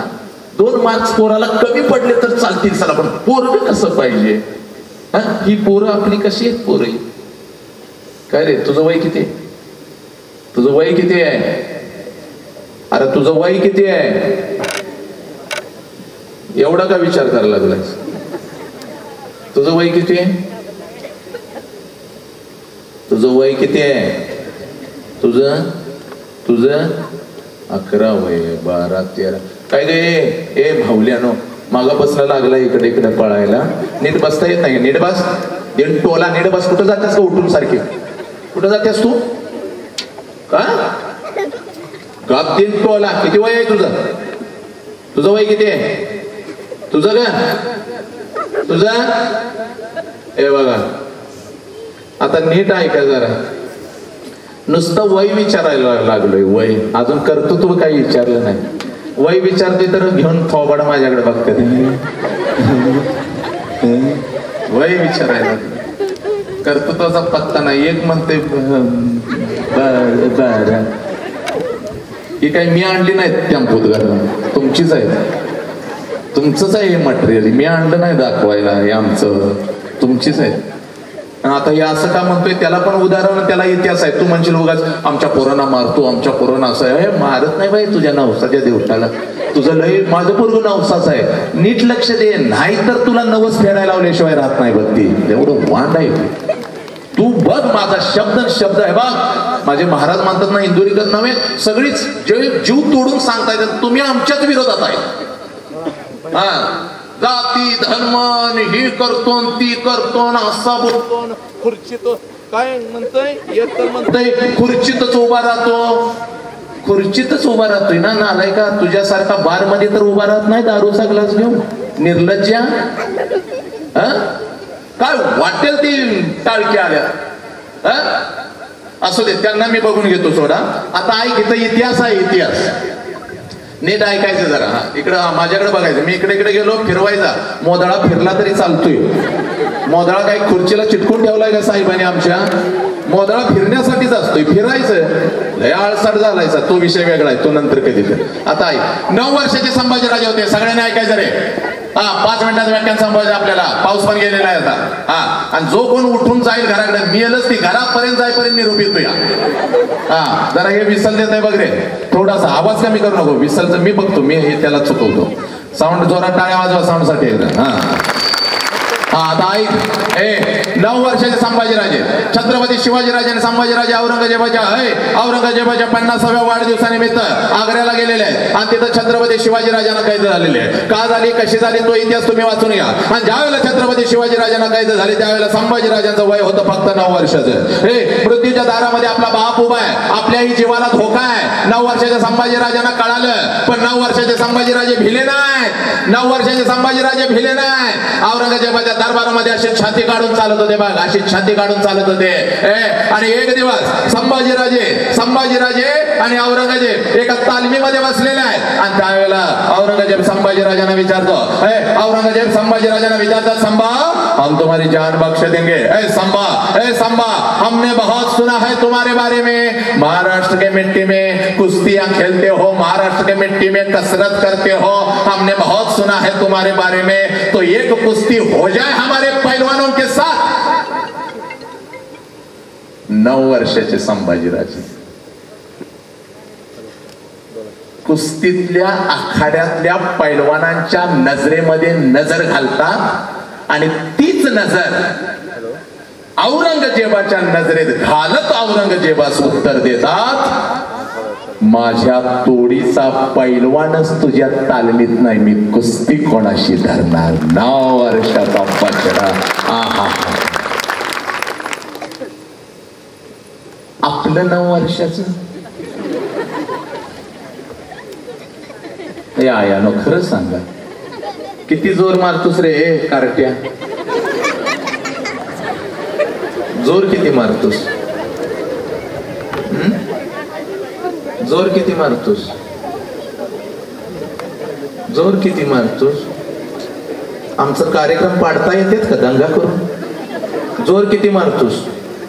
नाही मी जोर मारत नसतो, मी मोबाईल घेऊन संडासात बसत असतो आणि मी संडासात बसून मी गेम खेळत असतो. हे नालायक करते काय गे पोरी? तुला झाशीची राणी म्हणतो, आऊ जिजाऊ म्हणतो, तुमच्या पोरीनं लाठीकाठी शिकवली का? तुमच्या पोरी घामामध्ये भिजल्या का? पुत्र मागे लागलं तर पळत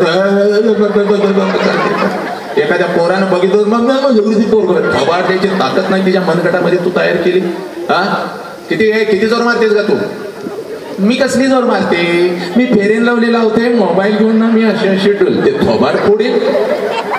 आता ही काय माझी अर्वाच्य भाषा आहे? ही माझी भाषा कसली? ही माझी शुद्ध गावची भाषा आहे. माझ्या पोरांच्या परिवर्तनासाठी मी ही भाषा वापरतो. काय एखाद्या पोराला फटका द्यायला नको? तुम्हाला सांगतो बघा आयनो, ही पोरं मोबाईल घेऊन संडासात बसतात, ती बसतात आणि संडासात ना मित्राला शुभ सकाळ. संडासात शुभ सकाळ काय चंदन खाऊन झोपतेस काय रे? शुभ सकाळ ज्याला पाठवताय ती अवलाद दुसऱ्या संडासात. मित्राचा मेसेज आला शुभ सकाळ, ते पण पाठवत आहे शुभ सकाळ, खाली लिहित आहे काय करतोस? हे कशाला सांगतोय? भोंगळा बसलोय, 70 ग्रॅम झालेला आहे, 30 ग्रॅम बाकी आहे, येणं झालंय. हे लिहितंय नाश्ता चाललाय. कुठं? हे अवलाद नाश्ता करते ना, खात का तू? सरळ सांगतो, सगळ्यांना सरळ सांगतो, उद्या सकाळी आपल्याला 8 वाजता पंढरपुरात उभं राहायचं आहे. 1000-2000 लेकर आहेत तिथं. ऐका जरा, इकडे बघा मी काय सांगतोय, ऐका.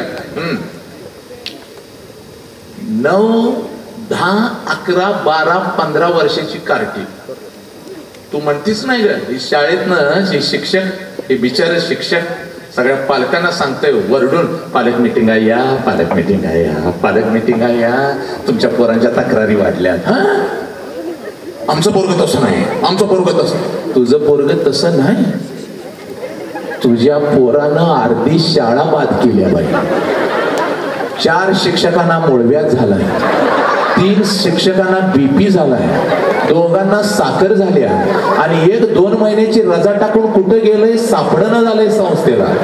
आमचं साहेब अण्णा शोधायला लागले त्याला. एवढं नालायक तुझं कार्ट झालंय. का ग पालक मिटिंगला गर्दी करत नाही? पालक मिटिंगला तुम्ही येत नाही? काय येत नाही? आणि तुम्हाला खरं सांगू का, 9वीची पोरं ऐका, सगळ्या महाराष्ट्र देशभर फिरत असते, 9वीची पोरं नालायक निघाली बघ. 9वीची पोरं वय किती आहे? 12, 15, 16, 17 वर्षाचं. गँग करतय, गँग आहे त्याची गँग. आणि आपल्या मित्रांनी सांगतोय त्या पोरगीकडं कोणी बघायचं नाही, ती आपली आहे, आपला तिच्यावर जीव गेलाय. आणि ह्याची अंडरपॅन्ट खाली आहे, त्याला हागाय बसल्यावर धुवायचं कळत नाही. आणि या हागर तिला म्हणतोय माझा तुझ्यावर जीव आहे, मी वाघ आहे. वाघ आहे? परवा माळाव हागाय बसलं होतं, कुत्र लागल्यावर तराट पळत आलं, एक म्हैस माग लागल्यावर तराट बोंबलत आलं. आग्रा वाघ आहे का? महाराष्ट्राला मी सांगायचं नाही, काही लोक म्हणतात अर्वाच्य भाषेत बोलतो, ऐकू सुद्धा वाटत नाही. ए बाई, माझी भाषा परवडली, पण तुमची पोरं जे वागतात ते जर तुम्ही बघाल ना, ऐकायला ना, जीव द्याल, जीव द्याल, जीव. 16 वर्षाचा पोरगा गांजा पिताय बाग, 18 वर्षाचा पोरगा आज चाकू हातात घेऊन पोरांना मारतोय बाग. गांजा प्यायला लागली पोरं, कारण या पोरांना ना ऐक. आणि या पोरी सरळ सरळ बोलतोय, तुका म्हणे बा तीक्ष्ण उत्तरे हाती घेऊन बाण फिरे नाही भेड वाढ तुका म्हणे स्थान स्वरात. आपण काय बा आपण कामच ते करतोय बा, वास्तवच बोलणार. कोणी किती वाटेल ते टीका करू दे, आपण सुट्टी देत नसतो बघ. आणि आपण आणि आता तर थांबतच नसतो. या टीव्ही 9वीच्या पोरी आई बाबानं मोबाईल घेऊन दिला, लक्ष द्या त्यांच्याकडे, लक्ष द्या. या धूळ फेकायला लागले आपल्या आई बाबाच्या तोंडात आणि डोळ्यात. रात्री लाईट गेली, चादर वर आणि आता चॅटिंग सुरू झालं बघ. माझ्या सोन्या र, माझ्या पिल्ल्या र, मला आठवण येत्या र, तू जेवलास का र, तुझा पिल्ला हागरा आहे बाहेर.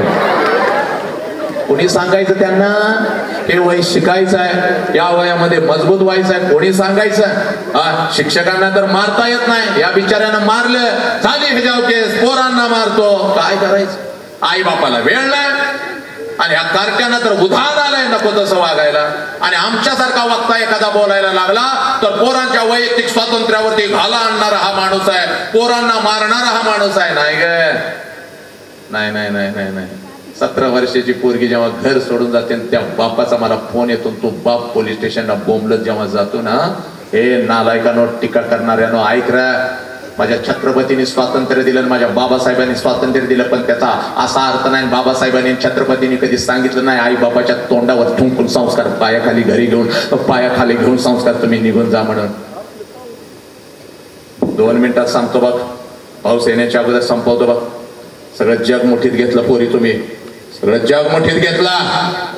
पण काल रात्री माझ्या आईला 102 ताप होता, तरी सुद्धा 102 ताप अंगावर काढत माझ्या आईनं माझ्यासाठी डबा करून दिला. ही आई मात्र तुम्ही विसरत चालला. काल रात्रभर माझा बाप अंतरुणावरती तळमळत होता, माझ्या बापाची कंबर दुखत होती, माझ्या बापाचं डोकं दुखत होता. माझा बाप काल रात्रभर झोपला नाही, पण सकाळी उठून माझा बाप आमच्यासाठी शेतात कामाला गेला. हा बाप तुम्ही विसरत चालला. 2 मिनिटात सांगतो बघ, 10वीला 2 मार्क्स कमी पडले तर चालतील, 12वीला नापास झालीस तरी चालेल. सर काय सांगताय सर? नापास व्हायला सांगता? इथं तर आम्हाला 100 पैकी 100 सांगतात. हो, नापास झालीस तरी चालेल बघ. हे बघ पोरी, ऐक, 1 मिनिटामध्ये 5 मिनिटात व्याख्यान संपवतो बघ. नापास झाली तरी चालेल, पळत पळत जा आणि बापाच्या समोर उभं राहा, बापाच्या नजरेमध्ये नजर घालत फक्त बापाला सांग, पप्पा गेला विषय माझा, पप्पा खूप अभ्यास केला होता पण माझा विषय गेला. एका क्षणासाठी बापाला वाईट वाटेल बघ, पण दुसऱ्या क्षणाला तुझ्या डोळ्यातलं पाणी पुसत तुझा बाप तुला म्हणेल, पोरी गेला विषय तर 72, परत अभ्यास कर, परत परीक्षेला बस, अजून एखादा गुंठा विकावा लागला तर चालेल, पण तुला शिकवल्याशिवाय मी शांत बसणार नाही पोरी. पोरी तुला शिकवल्याशिवाय मी शांत बसणार नाही. कारण बापाला वाटत असतं जोपर्यंत मी जिवंत आहे, जोपर्यंत माझी पोरगी माझ्या जवळ आहे, तिनं शिकून मोठं व्हावं, तिचा पाय घसरता कामा नये, तिनं स्वतःच्या जीवावरती उभं राहावं, उद्या आलेल्या संकटांना तिनं पायाखाली घ्यावं. म्हणून तुझा बाप तुला म्हणाल, पोरी बेहतर गेला विषय तर. म्हणून हात जोडून सांगतोय बघ, एक वेळ 10वीला 2 मार्क्स कमी पडले तर चालतील, 12वीला नापास झालीस तरी चालेल. बघ पोरा, तू नाही डॉक्टर झालास तरी चालेल, नाही इंजिनियर झालास तरी चालेल, नाही वकील झालास तरी चालेल. आणि पोरा तुला बघ मी सांगतो बघ, इकडे बघ माझ्या गावच्या भाषेमध्ये सांगतो बघ, आयुष्यभर बापाच्या जीवावर बसून खावं लागलं तरी चालेल 72. पण पोरी, आयुष्यामध्ये असं कुठलंच काम करू नको ज्याच्यामुळे तुझ्या बापाला मान खाली घालावी लागेल. पोरी, आयुष्यात असं कुठलंच काम करू नको. पोरा, मेल्यानंतर बापाला जाळतात, चूक 100% चूक. पोरा, मेल्यानंतर बापाला जाळत नाहीत, मेल्यानंतर त्याचं फक्त निर्जीव शरीर जाळतात. मेल्यानंतर त्याचं फक्त निर्जीव शरीर जाळतात. पण पोरीनो आणि पोरानो, जिवंतपणे जर आपल्यामुळे आपल्या आई बापाला मान खाली घालावी लागली तर जिवंतपणे आई बापाची चिता रोज घरात जळत असते, रोज जळत असते. आणि त्या चितेला रोज आपण अग्नी देत असतो, रोज आपण अग्नी देत असतो, रोज आपण अग्नी देत असतो. आणि पोरानं तुम्हाला सांगू का, जिवंतपणीचं मरण लई वाईट असते. जिवंतपणीचं मरण लई वाईट असते पोरीनो, जिवंतपणीचं मरण लई वाईट असते. एवढं मरण आपल्या आई बापाला देऊ नका. हे बघ पोरी, 2च मिनिटात सांगतो मी, इथं थांबतो. आज पळत पळत जायचं बघ, इथं बसलेल्या प्रत्येकानं तेवढं करायचं. हे कोणी तुम्हाला सांगणार नाही. पळत पळत जायचं बघ. आईला 2 प्रश्न विचारले, आता आईला प्रश्न विचारायचा नाही, पळत पळत जायचं, आपल्या बापासमोर उभं राहायचं बघ. घरी आला असेल नसेल बिचारा बाहेर फिरत असतो तुझ्यासाठी. पळत पळत जायचं ना आपल्या बापाला अगोदर कडकडून मिठी मारायची. एवढ्या घट्ट मिठी मारायची, एवढ्या घट्ट मिठी मारायची, एवढ्या घट्ट मिठी मारायची. त्याच्या डोळ्यामध्ये टच करून पाणी आलं पाहिजे आणि ते पाणी तुझ्या गालावर पडत तुझा बाप तुला म्हणाला पाहिजे, पोरी काय झालं ग? शाळेत कोण काय बोललं का? मैत्रिणी कोण काय बोलल्या का? आई काय बोलली का? तेव्हा बापाला फक्त एवढंच सांगायचं, पप्पा कोणी काही नाही बोललं पप्पा. आई काही नाही बोलली, बाई काही नाही बोलल्या, कोणी काही नाही बोललं पप्पा. मैत्रिणी काही नाही बोलल्या, कोणी काही नाही बोललं पप्पा. पप्पा जेव्हा मी 1.5 वर्षाची होते ना पप्पा, तेव्हा रोज तुम्हाला मिठी मारत होते पप्पा. आई रागवली तर अंगणामध्ये मी उभी राहत होती पप्पा. आणि जसं तुम्ही येत होता पळत पळत येऊन तुमच्या गळ्यामध्ये मी पडत होती पप्पा.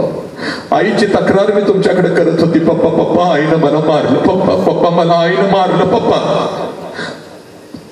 तुम्ही मला जवळ घेत होता, माझ्या डोळ्यातलं पाणी पुसत तुम्ही मला म्हणत होता, चल आपण दोघं मिळून आईला मारूया, रडू नको ग माझ्या लेकरा. माझी समजूत काढण्यासाठी अंगणातच तुम्ही माझ्यासाठी घोडा होत होता. तुमच्या पाठीवर मी बसून माझा घोडा म्हणून मी तुम्हाला फिरवत होती पप्पा. 1.5 वर्षाचे होते तेव्हा रोज तुम्हाला मिठी मारत होती, कारण तेव्हा मला माझा बाप कळत होता पप्पा. आता पप्पा मी मोठी झाले, मी शाळेला जाते, मी कॉलेजला जाते पप्पा. तुम्ही आता मला बंधनामध्ये ठेवता. इकडे का गेलीस, तिकडे का केलीस, हे का केलंस, ते का केलंस. तुम्ही माझ्यावर विश्वास ठेवत नाही पप्पा. आई हेट यू पप्पा. तुम्ही आता मला आवडत नाही पप्पा. मला काय लागलं तर मी आईला मागते, पण तुमच्या समोर मी कधीच येत नाही पप्पा. पण पप्पा आज व्याख्यानाला गेले होते आणि माझा हरवलेला बाप मला परत मिळाला पप्पा. म्हणून मिठी मारते पप्पा, म्हणून मिठी मारते. आज पळत पळत जायचं ना आपल्या बापाला मिठी मारायची. त्याचंही कारण सांगतो रे. प्रत्येक गोष्टीला इथं उत्तर आहे बघ माझ्याकडे. त्याचंही कारण सांगतो. कारण बापाची किंमत त्या पोराला विचार. बापाची किंमत त्या पोराला विचार, ज्याचा बाप त्याला लहानपणी सोडून निघून गेलाय. कधीतरी एखाद्या अनाथ आश्रम मध्ये जा, 8-9 वर्षाचं पोरग हातामध्ये थाळी घेऊन भात खात बसलेलं असतं बघ. त्या पोराला फक्त विचारायचं, तुझ्या बापाचं नाव काय रे? हातातली थाळी फेकून देतं बघ ते पोरग. हातातली थाळी फेकून देतं, तोंडातला भात काढून फेकतात. ते पोरग म्हणतं, मला आई पण नाही आणि मला बाप पण नाही. मला आई पण नाही आणि मला बाप पण नाही. माझ्या आईनं कधी मला घास भरवला नाही. माझ्या आईनं कधी मला घास भरवला नाही. माझ्या बापानं कधी मला अंग खांद्यावरती खेळवलं नाही. मला आई पण नाही, मला बाप पण नाही. हे बापाची किंमत त्या पोराला विचारायची, ज्याचा बाप त्याला लहानपणी सोडून निघून गेलाय. ज्यावेळेला तुमचा बाप सणासुदी दिवशी तुम्हाला, जेव्हा तुमचा बाप सणासुदी दिवशी तुम्हाला कपड्याच्या दुकानामध्ये घेऊन जातो, तेव्हा सगळं कपड्याचं दुकान तुम्हाला तुमचं वाटतं. कारण तुमच्या पाठीमागे साला तुमचा बाप उभा आहे. ज्या कपड्याला हात घालाल तो कपडा तुमचा होतो. सणासुदीला मिरवत असता कपडे घालून माझ्या बापानं मला कपडे घेतले. आणि तेव्हा बिना बापाचं पोरग कुठल्या तर झाडाखाली उभं असतं. तुझ्या अंगावरचे कपडे बघून त्या पोराला वाटतं, साला माझा बाप जिवंत असता तर माझ्या अंगावर सुद्धा अशीच नवीन कपडे चढली असती. ते पोरग पळत पळत जातं, आपल्या आईच्या गळ्यात पडतं. आईला म्हणतो, आई माझ्या सगळ्या मित्रांच्या अंगावर नवीन कपडे आहे, मला का? त्यावेळेला ती माऊली त्याला म्हणते, बाळा 2 दिवसाने येणार आहे, माझं पैसे घेते तुला एखादा शर्ट. पोराला माहित असतं 2 दिवसानं आईचं पैसे येणार नाहीत. आणि आईला हे माहित असतं 2 दिवसानं आपण आपल्या लेकराला शर्ट घेऊन देऊ शकणार नाही. दोघं एकमेकाला मिठी मारून रडत असतात. पोरग बापाच्या आठवणीत, ती माऊली आपल्या कुंकवाच्या आठवणीत. हात जोडून फक्त एवढंच सांगतोय पोरानं, हाताखाली आलेलं पोरग जेव्हा व्यसन करतं, हाताखाली आलेलं पोरग जेव्हा आपल्या आई बापाला मान खाली घालायला लावतं,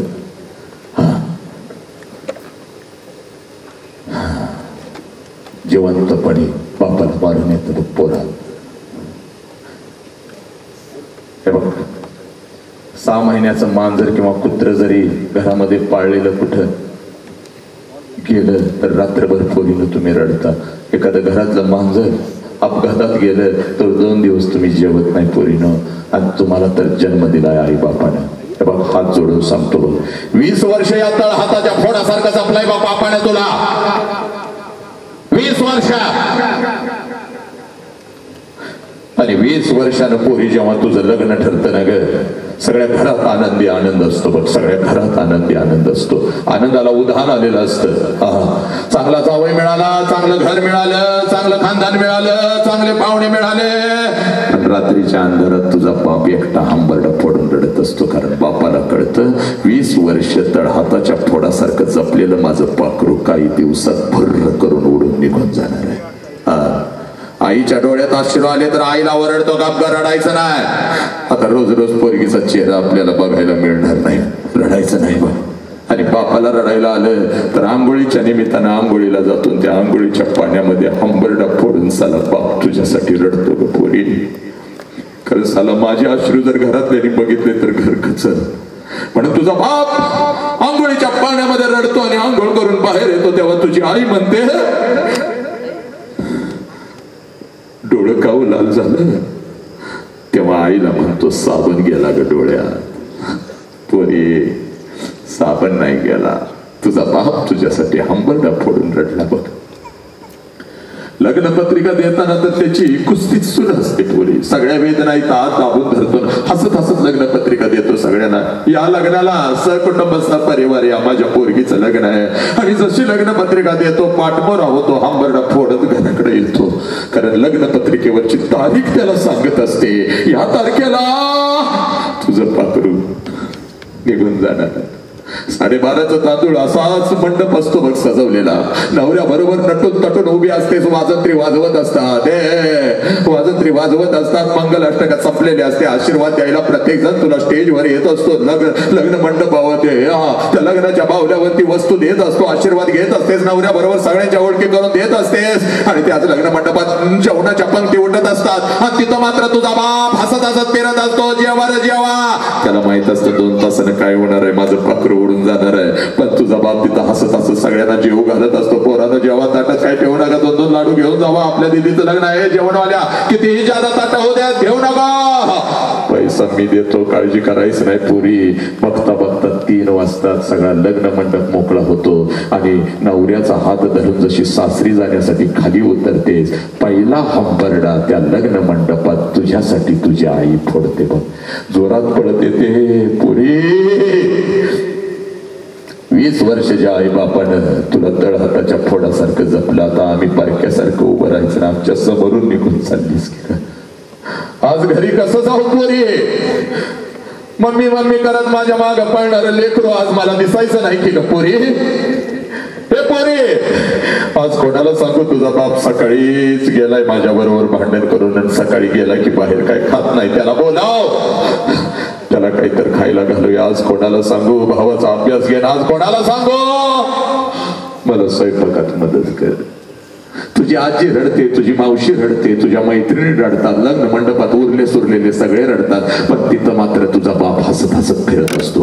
पळत पळत तिथं येतो. का रडताय रे? का रडताय? कोणी रडायचं नाही. चला, कोणी रडायचं नाही, कोणी रडायचं नाही. माझ्या पोरगीचं नवीन आयुष्य आहे, तिला हसत हसत पाठवा. लग्न मंडपाच्या बाहेर गाडी सजवलेली असते.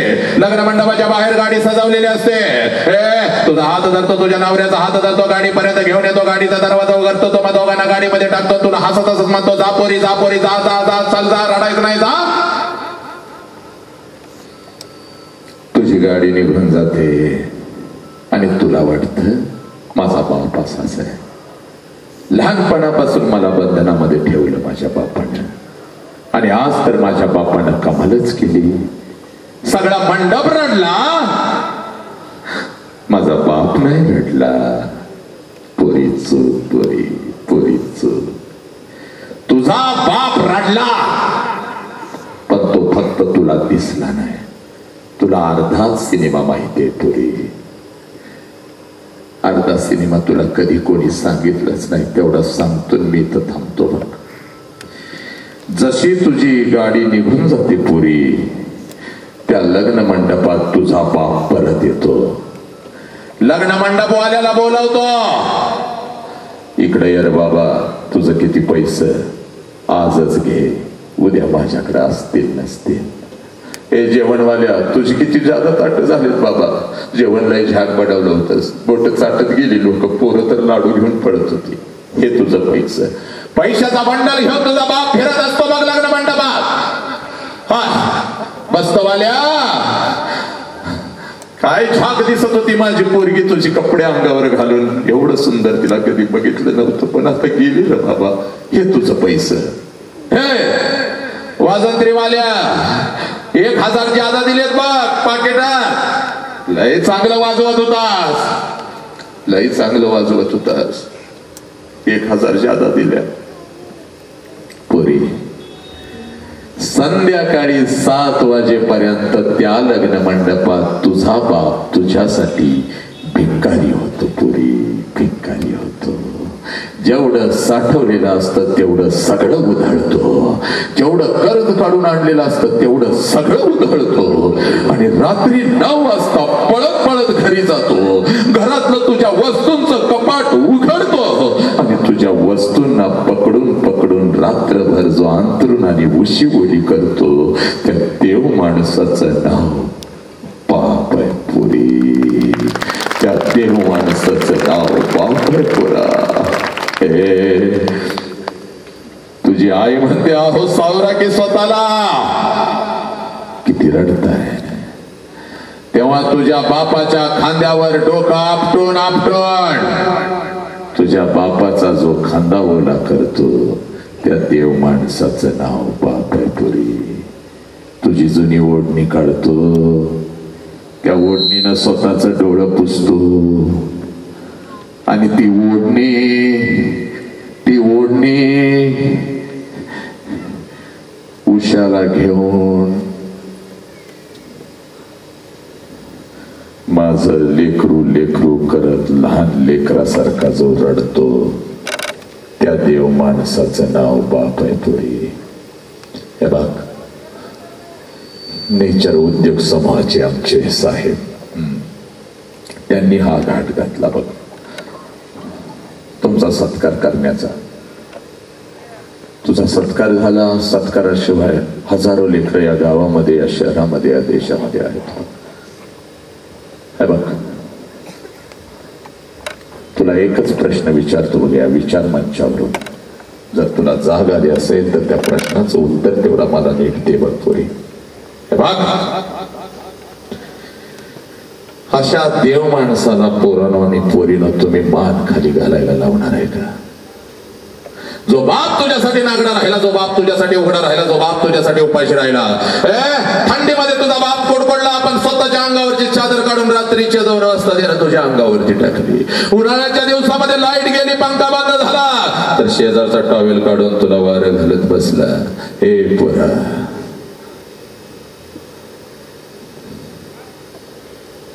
अशा बापाला, अशा आईला तुम्ही मान खाली घालायला लावणार आहात.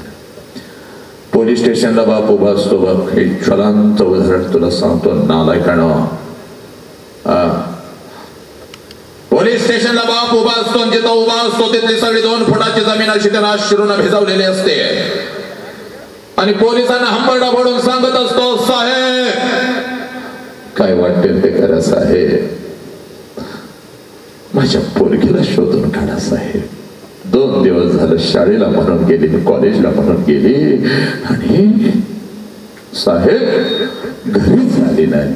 एक पुरीनं या सोशल मीडियाच्या माध्यमातून कोणतं नालायक हरामखोर तुमच्या आयुष्यामध्ये येतो, प्रेमाच्या जाळ्यामध्ये तुम्हाला फसवतो. तुला चॉकलेट काय देतो, कॅडबरी काय देतो, तुला गाडीवरून काय फिरवतो, गोड गोड काय बोलतो. आणि 20 वर्षाच्या बापाने तुला तळहाताच्या पोडासारखं जपलं, त्या बापाच्या तोंडावर पच करून ठोकून रातोरात निघून जाता पोरीनं. पोरी, तुला तुझा बाप डोळ्यासमोर दिसला नाही का? हे वय तुझं शिकायचं. तुझं वय 18, 19, 20, 21, 22, 23. तुझं वय 15, 16, 17, 18 वर्ष पोरा. हे वय शिकायचं आहे. शिकून स्वतःच्या पायावरती उभं राहण्याचं आहे, स्वतःला सिद्ध करण्याचं आहे. शिकून मोठी हो, तुझ्यासाठी राजकुमार आणून उभा करेल बाप तुझा बाप. दीदी चॉईस तुझी असेल. हे काय? आणि वरती माझ्यावर टीका करता. आई बाप समजावून सांगायला भाड्याचा माणूस आणावा लागतो म्हणा. अरे नीच माणसा, नीट ऐक रा. एखाद्या बापाची पोरगी जेव्हा पुन्हा घरी येते ना,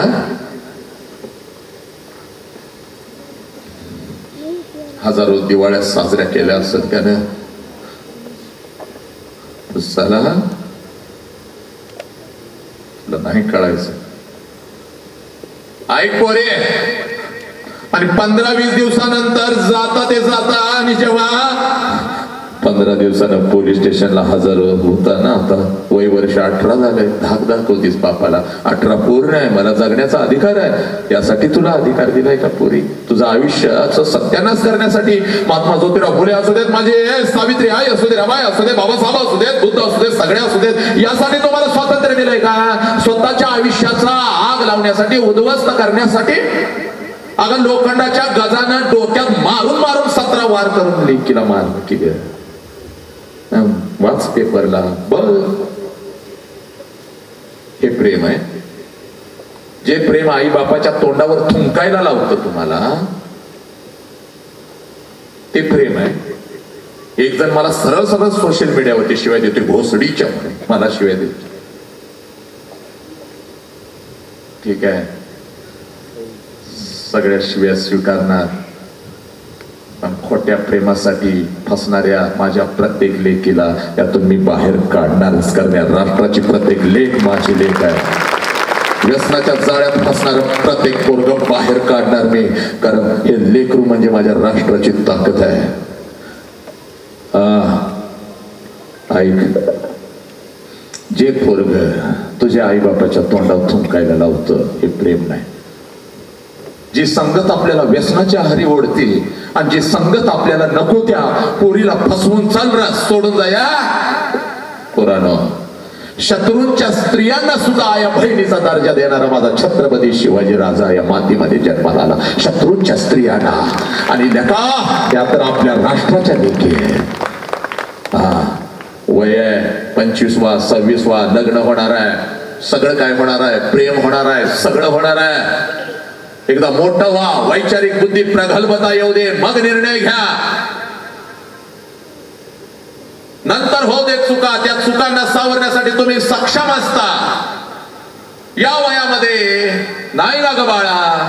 16 वर्षाच्या पोरगीच्या बापाचा फोन येतो, सर पोरगी 8वीला आहे 9वीला आहे, पण ऐक ना घर सोडून जाणार म्हणते. 3 दिवस घरातून निघून जाते साहेब. शोधतोय, आणतोय, पोलिसांना सांगतोय, केस करतोय, घरात आणून ठेवतोय, पुन्हा पोरगी जाते. काय चुकतंय माझं? अशा लेकी मी घरी आणतोय परत. बघ बाबा, नीट ऐकायचं. वसंत बाबूराव हंकारी, मुक्काम पोस्ट कसबे, दिग्रस, तालुका मिरज, जिल्हा सांगली. फोन नंबर आहेत 99 22 80 73, 89 56 87 33 28. आणि महाराष्ट्रभर कुठं कार्यक्रम घेत असतो, हे फेसबुकवर मी टाकत असतो. असं हिंमत हा मी मांडलेला बाजार मोडण्याची. ये तिथं.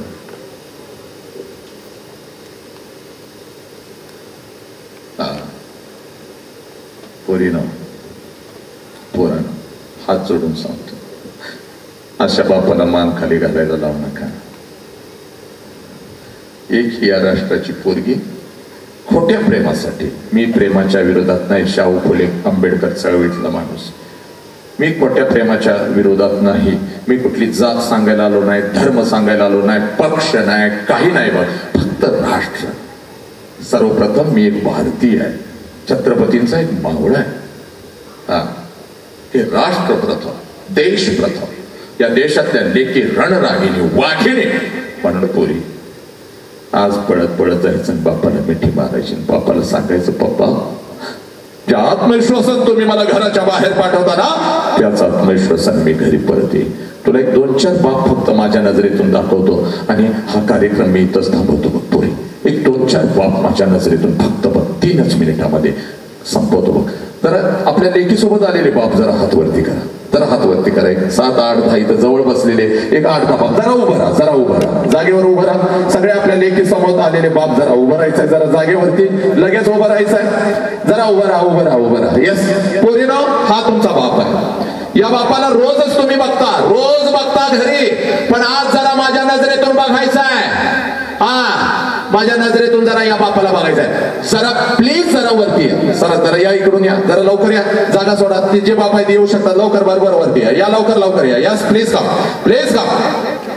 पोरी ना इथं उभं राहा, सगळे ओळीनं उभं राहा. रोज या बापाला, रोज या बापाला, रोज या बापाला, रोज या बापाला पोरीनो घरामध्ये तुम्ही बघता.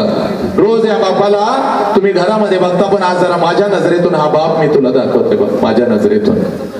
हे बघ, हाच तो बाप आहे. गेली 2 तास बघ मी ओरडतोय बघ.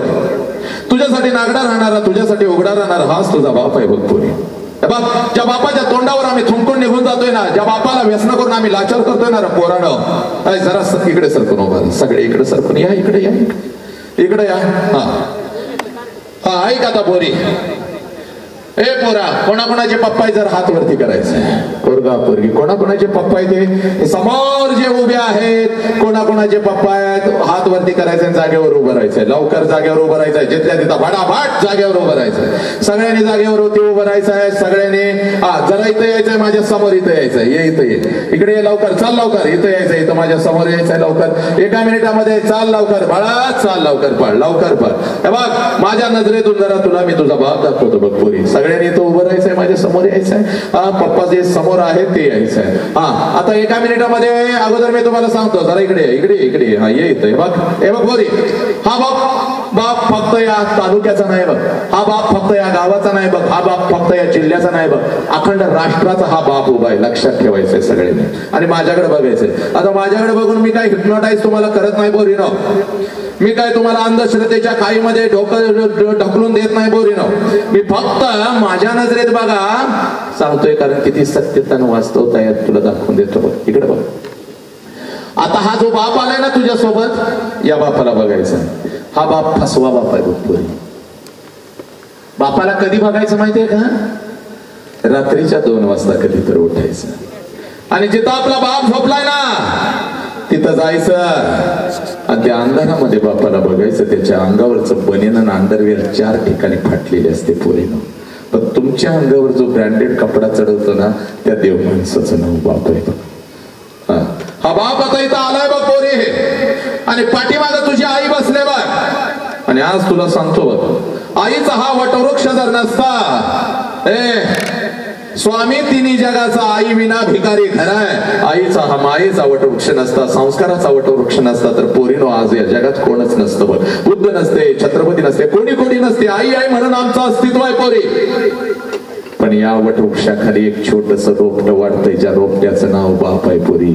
आपल्यासाठी नेहमी आपली आई हंबरडा फोडून रडली एवढंच आपण पाहिलं. पण आईच्या खांद्याला खांदा लावून आणि आईच्या पावलाला पाऊल लावून शेताच्या बांधावर जिथं काम करतो तिथं बसून आणि रात्रीच्या अंधारात उठून आपल्या लेकरासाठी जर कोण हंबरडा फोडून रडला असेल तर त्या देव माणसाचं नाव बाप आहे बघ पोरी. त्या देव माणसाचं नाव बाप आहे. आणि हा बाप तुझ्या समोर इथं उभा आहे बघ. आणि आजच बघ, हे बघ आजच बघ, आज नाही तर परत कधी नाही. हा बाप तुझ्या समोर उभा आहे. यायचंय बघ तिकडून वरती आणि आपल्या बापाला एकदा कडकडून मिठी मारायची आहे बघ पोरी. आपल्या बापाला कडकडून मिठी मारायची आहे. चाल वरती ये पोरी तिकडून आणि आपल्या बापाला येऊन पहिल्यांदा कडकडून मिठी मार. चाल वर ये तिकडून, लवकर लवकर वरती यायचंय. तर पाठीमागे सरका आणि आपल्या बापाला अगोदर चाल इकडून ये तिकडून ये आणि आपल्या बापाला अगोदर कडकडून कडकडून कडकडून मिठी मारायची आहे पोरीनो. हा तुमचा बाप आहे पोरीनो. तुमच्यासाठी आयुष्यभर लक्षात घ्या शिजलेला. जा आपल्या बापाला आणि आपल्या बापाला कडकडून मिठी मारायचे लेकीनो. सरका पाठीमागे जिकडं जिकडं आपला बाप आहे तिथं जा पोरी. आणि हा तुझा बाप आहे पोरी.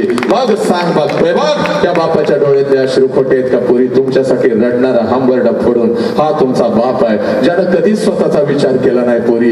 2 रुपयाचा वडापाव घेऊन आला तर अगोदर तुला येणं चालला, उरला तर खाल्लावर. हा तुझा बाप आहे पोरीनो. आणि मग अशा बापाला जर तुम्ही मान खाली घालायला लावला, लक्षात घ्या असा बाप जर चुकला पोरीनो आणि या बापाला जर लोक बोट दाखवू लागली, याची सर पोरगी गेली, याच्या सर पोरानं व्यसन केलं, हे सत्य आहे, हे वास्तव आहे. ही कुठली अंधश्रद्धा नाही.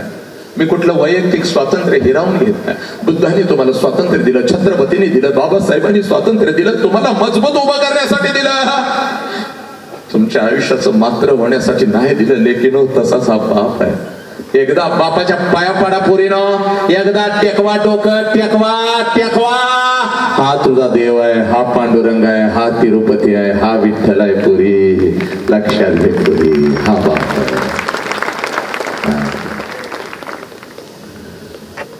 आजच एक कमेंट आले, बाप समजावून सांगायला भाड्यानं माणूस आणावं लागतो. अरे जेवढ्या मुली आहेत आणि जेवढी मुलं आहेत लगेच जागेवर उभं राहायचं आहे, लगेच जागेवर उभं राहायचं आहे. जेवढी मुलं आणि मुली आहेत 8वी 9वी 10वी 11वी 12वी जेवढी इथं खाली समोर आहेत जागेवरती उभं राहायचं आहे. चला लवकर सगळ्यांनी जागेवरती उभं राहायचं आहे, जागेवरती उभं राहायचं आहे सगळ्या लेकरांनी. चाल उजवा हात वरती करायचा आहे, उजवा हात वरती कर, उजवा हात वरती कर, डोक्यावरती ठेव, डोक्यावरती ठेव, डोक्यावरती ठेव आणि एका मिनिटासाठी फक्त डोळा बंद कर बघ. हा आणि डोळ्यासमोर आण पोरी तुझा तो बाप, ज्या बापाला तू मिठी मारत होतीस तो बाप डोळ्यासमोर आण. आण पोरा डोळ्यासमोर आण, ते राष्ट्र डोळ्यासमोर आण, ती माती डोळ्यासमोर आण, ज्या शाळेच्या 4 भिंतीमधून शिकला ती शाळा डोळ्यासमोर आण आणि सांग आता बापाला, पप्पा जीव गेला तरी बेहतर पप्पा, मी कधीच व्यसन करणार नाही पप्पा, जीव गेला तरी बेहतर पप्पा, ज्या आत्मविश्वासानं तुम्ही मला घराच्या बाहेर पाठवताना पप्पा त्याच आत्मविश्वासानं मी घरी घेऊन येईन परत पप्पा. हे वय माझं शिकण्याचं आहे पप्पा, हे वय माझं मोठं होण्याचं आहे पप्पा, मी शिकणार, मी मोठे होणार, मी स्वतःच्या पायावरती अगोदर उभी होणार, मी सक्षम होणार पप्पा, मी कोणतंच व्यसन करणार नाही पोरा, सांग बापाला. आणि आज घे शपथ पोरा.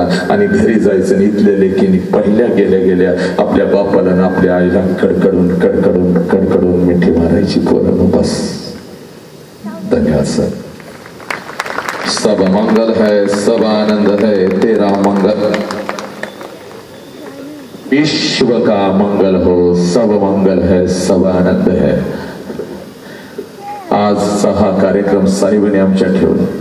साहेबांचं कर्तृत्व मी बापडा काय सांगावं, आज मी यावं साहेबांच्या बद्दल वाचून सांगावं नाही. साहेबांचं कर्तृत्व तुम्हाला दिसतं, साहेबांनी मोठा केलेला हा उद्योग समूह तुम्हाला दिसतो, साहेबांनी आजपर्यंत केलेलं कार्य तुमच्या डोळ्याने तुम्ही साहेबांनी आज मला इथं उभं केलं माझ्या लेकींच्यासाठी सर, माझ्या लेकरांच्यासाठी सर. लक्षात घ्या. आणि त्या साहेबांच्या माध्यमातून मी आज सांगतोय, कुठल्या मुला मुलीला अडचण आली, कुठं काय आलं, सरळ सरळ जायचं. मगाशी आपले जे प्रमुख पाहुणे माझे साहेब आहेत, गोगरे साहेब जे इथपर्यंत आले त्यांनी सांगितलं, कुठल्या मुलगीला अडचण असेल, कुठल्या मुलाला अडचण असेल आमच्यापर्यंत या.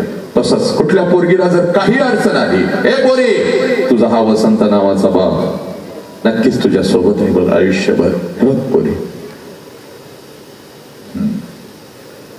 किती समाज खालच्या तळाला गेलाय. समाज खूप चांगला आहे. काही बोटावर मोजणे पत लोक चिखल फेकतात, पुरी पळत येतात, सर मला बाप नाही, मी कोणाला मिठी मारायची. एक पोरगी मला मिठी मारून जाते तर लगेच सोशल मीडियावरती धिंगाणा घातला, पोरींना मिठ्या मारतो. अरे बाबा ती लेक आहे रे माझी, त्याचा बाजार मला बंद पाडायचा, माझा बाजार बंद पाड. साहेब आपलं दर्शन घेतलं, आपल्याला बघितलं, डोगरे साहेबांना भेटलो. सर मला खूप दिवस झालं माझ्या सानिध्यात आहेत, आपल्या सगळ्यांना भेटलो. प्रचंड ताकद आणि ऊर्जा मला आली. आपला आशीर्वाद असाच माझ्या पाठीशी राहू दे. मातानो, तुम्हाला जर काय वाटलं सरांना काय द्यावं, मला काय देऊ नका. घास मुटका तर तुम्हाला खायला घालतेसच महाराष्ट्रभर.